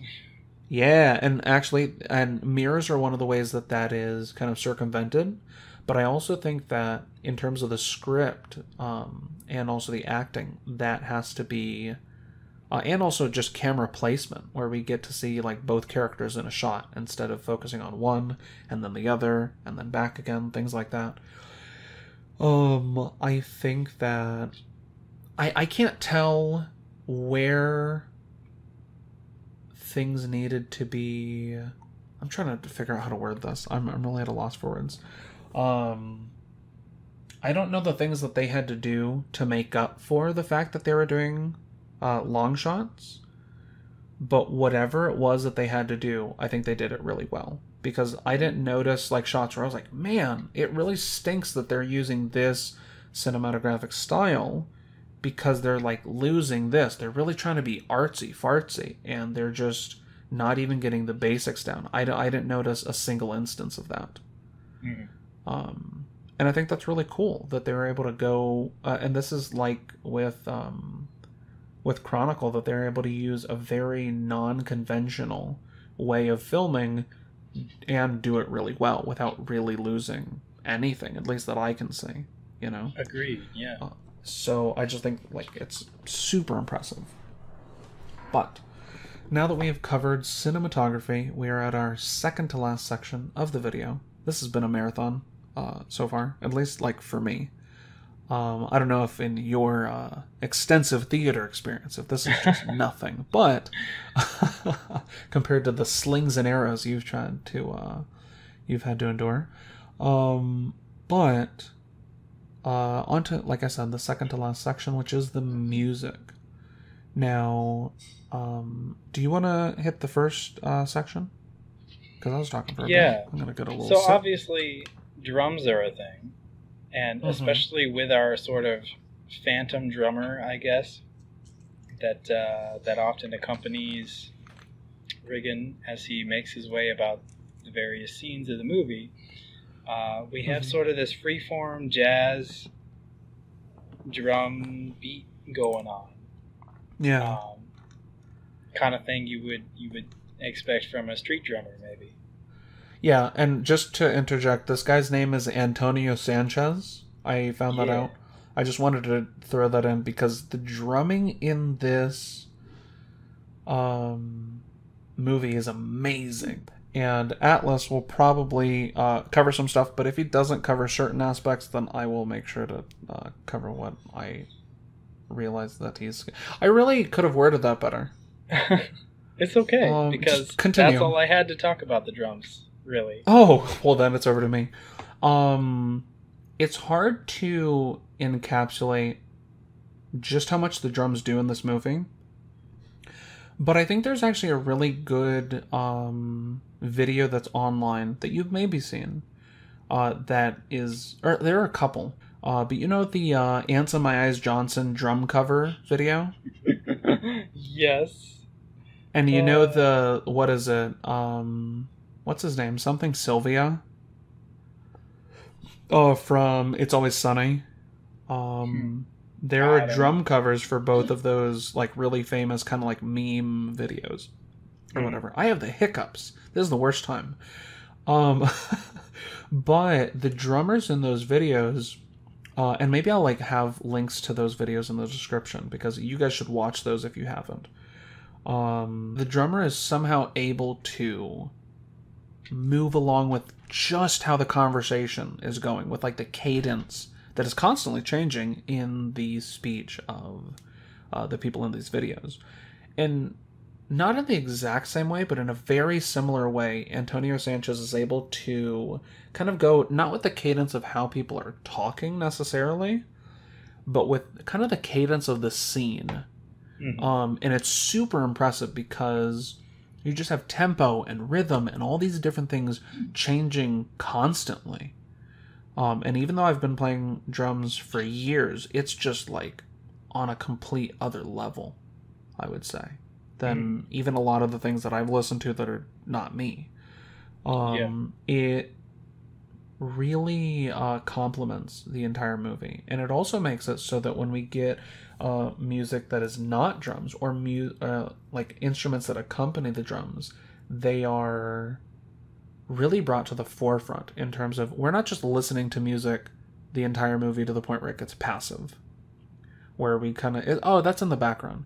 When the music swells, it really comes in a cool way, because usually it's just drums. But yeah, I just wanted to say that, like, wow to that stuff. It's also really cool. It has sort of like a diegetic nature. I think that's the word. Where we'll be hearing music for a scene, and we're hearing drums throughout most of it, but then for the scene where Riggan and Mike walk out of the theater and they're walking down the street over to the bar, they actually pass a drummer and they get to see him playing. And it's like, wait, is the music in this movie actually just being played the whole time? Just by this like phantom drummer who's just appearing everywhere along with us? For the movie? Or is it just like the film score? Can the people in the movie hear this music? Because we know they can hear some of it. So, and this is actually another way that it is relatable to Anna Karenina. Where, and I know you can't really comment on this, but there are sections of the movie where we'll have the film score, and then as the music is going, during scenes, we will see instruments that are in the score show up on screen and play some music as they walk by. Mm-hmm. And it's like, what's going on here? Yeah, like, that's always some cool stuff to see. Yeah, it's like being there at the play. Because I don't know if you've been to, well, you probably have with your like greatly exceeding theater. That's going to become part of the lore. But yeah, greatly they've got exceeding theater experience. An orchestra pit, right? Yeah. So it's kind of simulating that while also still having the film score. And it's super impressive. I don't think I've seen it very much at all. But whenever I see it, it's Dos Equis. No. What's also interesting is not only is it like causing you to question, is this music happening in the world? But along with Birdman's abilities to fly, to do laser eyes, to have telekinesis, he also has he has at least one time where he goes like, play music, or like, music go, or something like that. And right when he says that, music starts playing. And it's like, so is this music all in Riggan's head specifically? Is that drummer, like, to go back to the point, is that drummer not actually real, but one of the characters in his head? Where he's so important that he has accompanying music with him all the time. The way that he might during his movies, you know?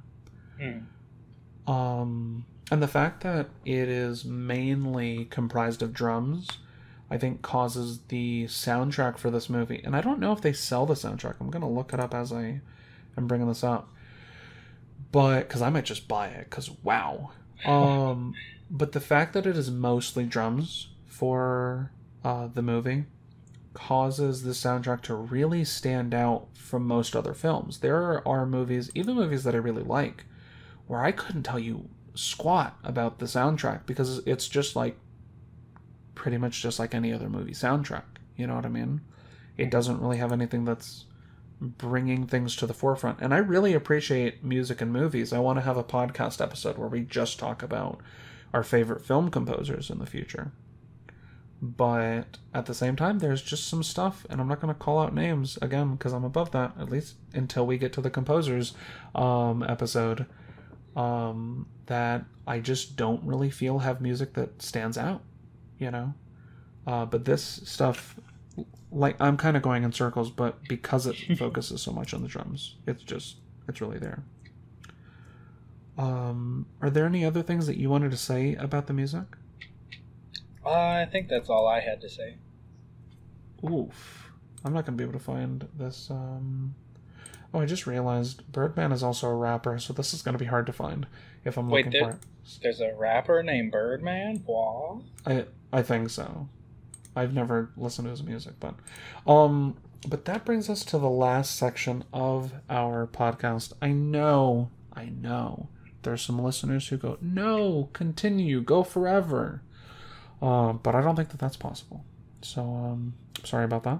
But we have reached the part of our show where we're just going to give a, like, quick overall rating of this thing. We don't have to do necessarily a number rating, because I don't think we did that for Wallace and Gromit, nor do I think Jacob and I did that for Casino Royale. Maybe that'll develop, where at the end we kind of give a number or letter grade or something like that. I don't know. But with Wallace and Gromit, we were telling people at the end, if you recall, like, y'all need to watch this. This stuff is amazing and monumental and, like, really good. Check it out. How would you say that Birdman holds up after, like, 7 years? Amazingly well. I completely agree. And I don't think that's any surprise to anyone listening. We really haven't said anything negative about this.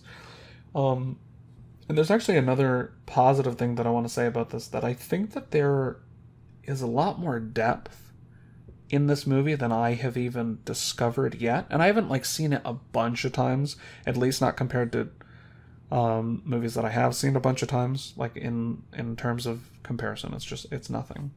Mm-hmm. But I'm looking forward to, even though this is the end of the episode, I'm looking forward to watching this movie more and like still discovering things. Because like I was saying, it's a very big and layered movie. I think that there is definitely more to unpack. At least for me, definitely with that subtitle of The Unexpected Virtue of Ignorance. I still don't feel like I have a good understanding of that, but instead of me going like, wow, this movie's bad because it's not clear, even after a few like watch-throughs, I have a lot of faith in Inarritu and his team who have put this movie together, where I go, even if I don't understand this, I really feel like there is some sort of meaning here. And I think it's just going to be, like, I'm going to have a great time taking the time and trying to understand that, you know? Mm-hmm. So unless you have anything further, I think this is about it. Oh, see? I do. Just like with Wallace and Gromit. Just like with Wallace and Gromit, this is not earning you any points, all right? No, because, well, look, it just doesn't fit in anywhere else. But there's that scene where he's coming out of the liquor store and we hear, I think even as he goes into the store, we start to hear this sort of monologue in the background, like someone on the street is yelling or something. And we discover that it's a street performer doing a scene from Macbeth, right?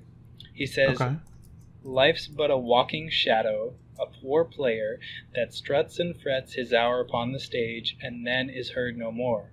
It is a tale told by an idiot, full of sound and fury, signifying nothing."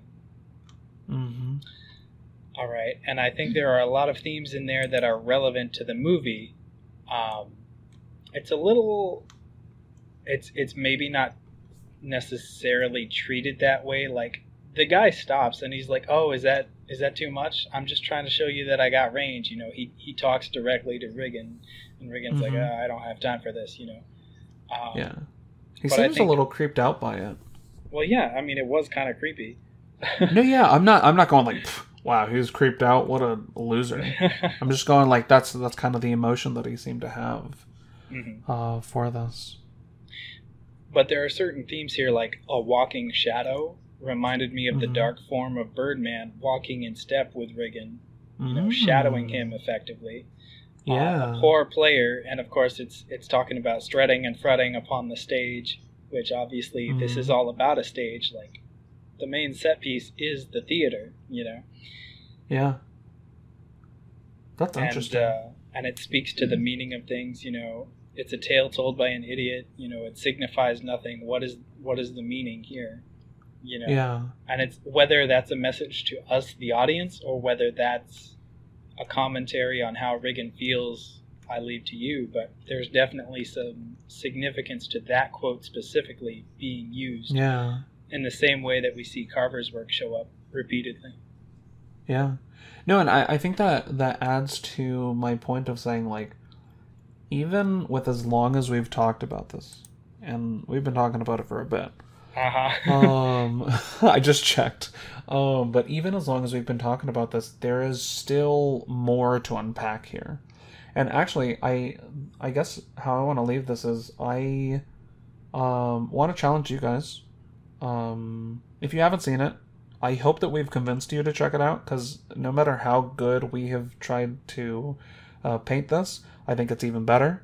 But for those who feel like, I think I get this movie, I have seen it a couple times, I think I really get everything that's going on, I would want to encourage you guys to check it out, because I think that this is one of those movies that the more you watch it, the more you find, you know? And with that, unless you have any other surprise deep takes for us. Nah, that was it.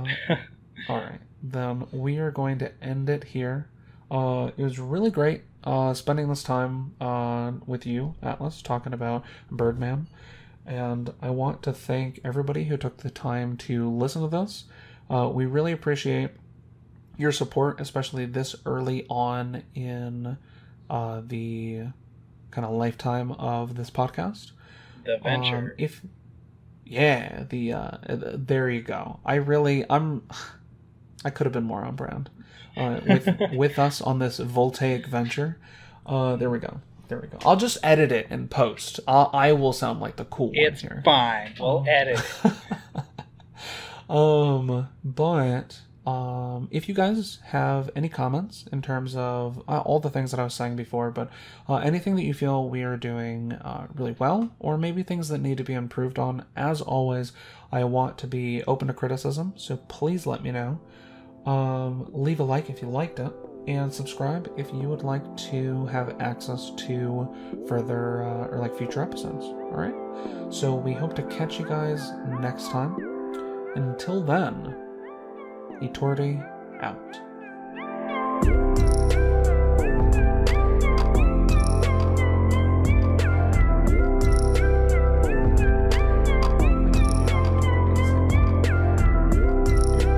Say bye.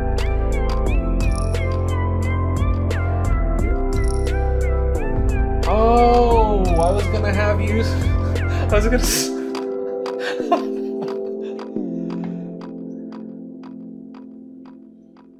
Yeah. No, because I was going to have it so that you could say bye after all the outro music played. And I would go, wait a second. I didn't let you say bye. Say bye. And then you'd be like, okay, bye. And that was going to be the actual end of it. But that's okay. Nope.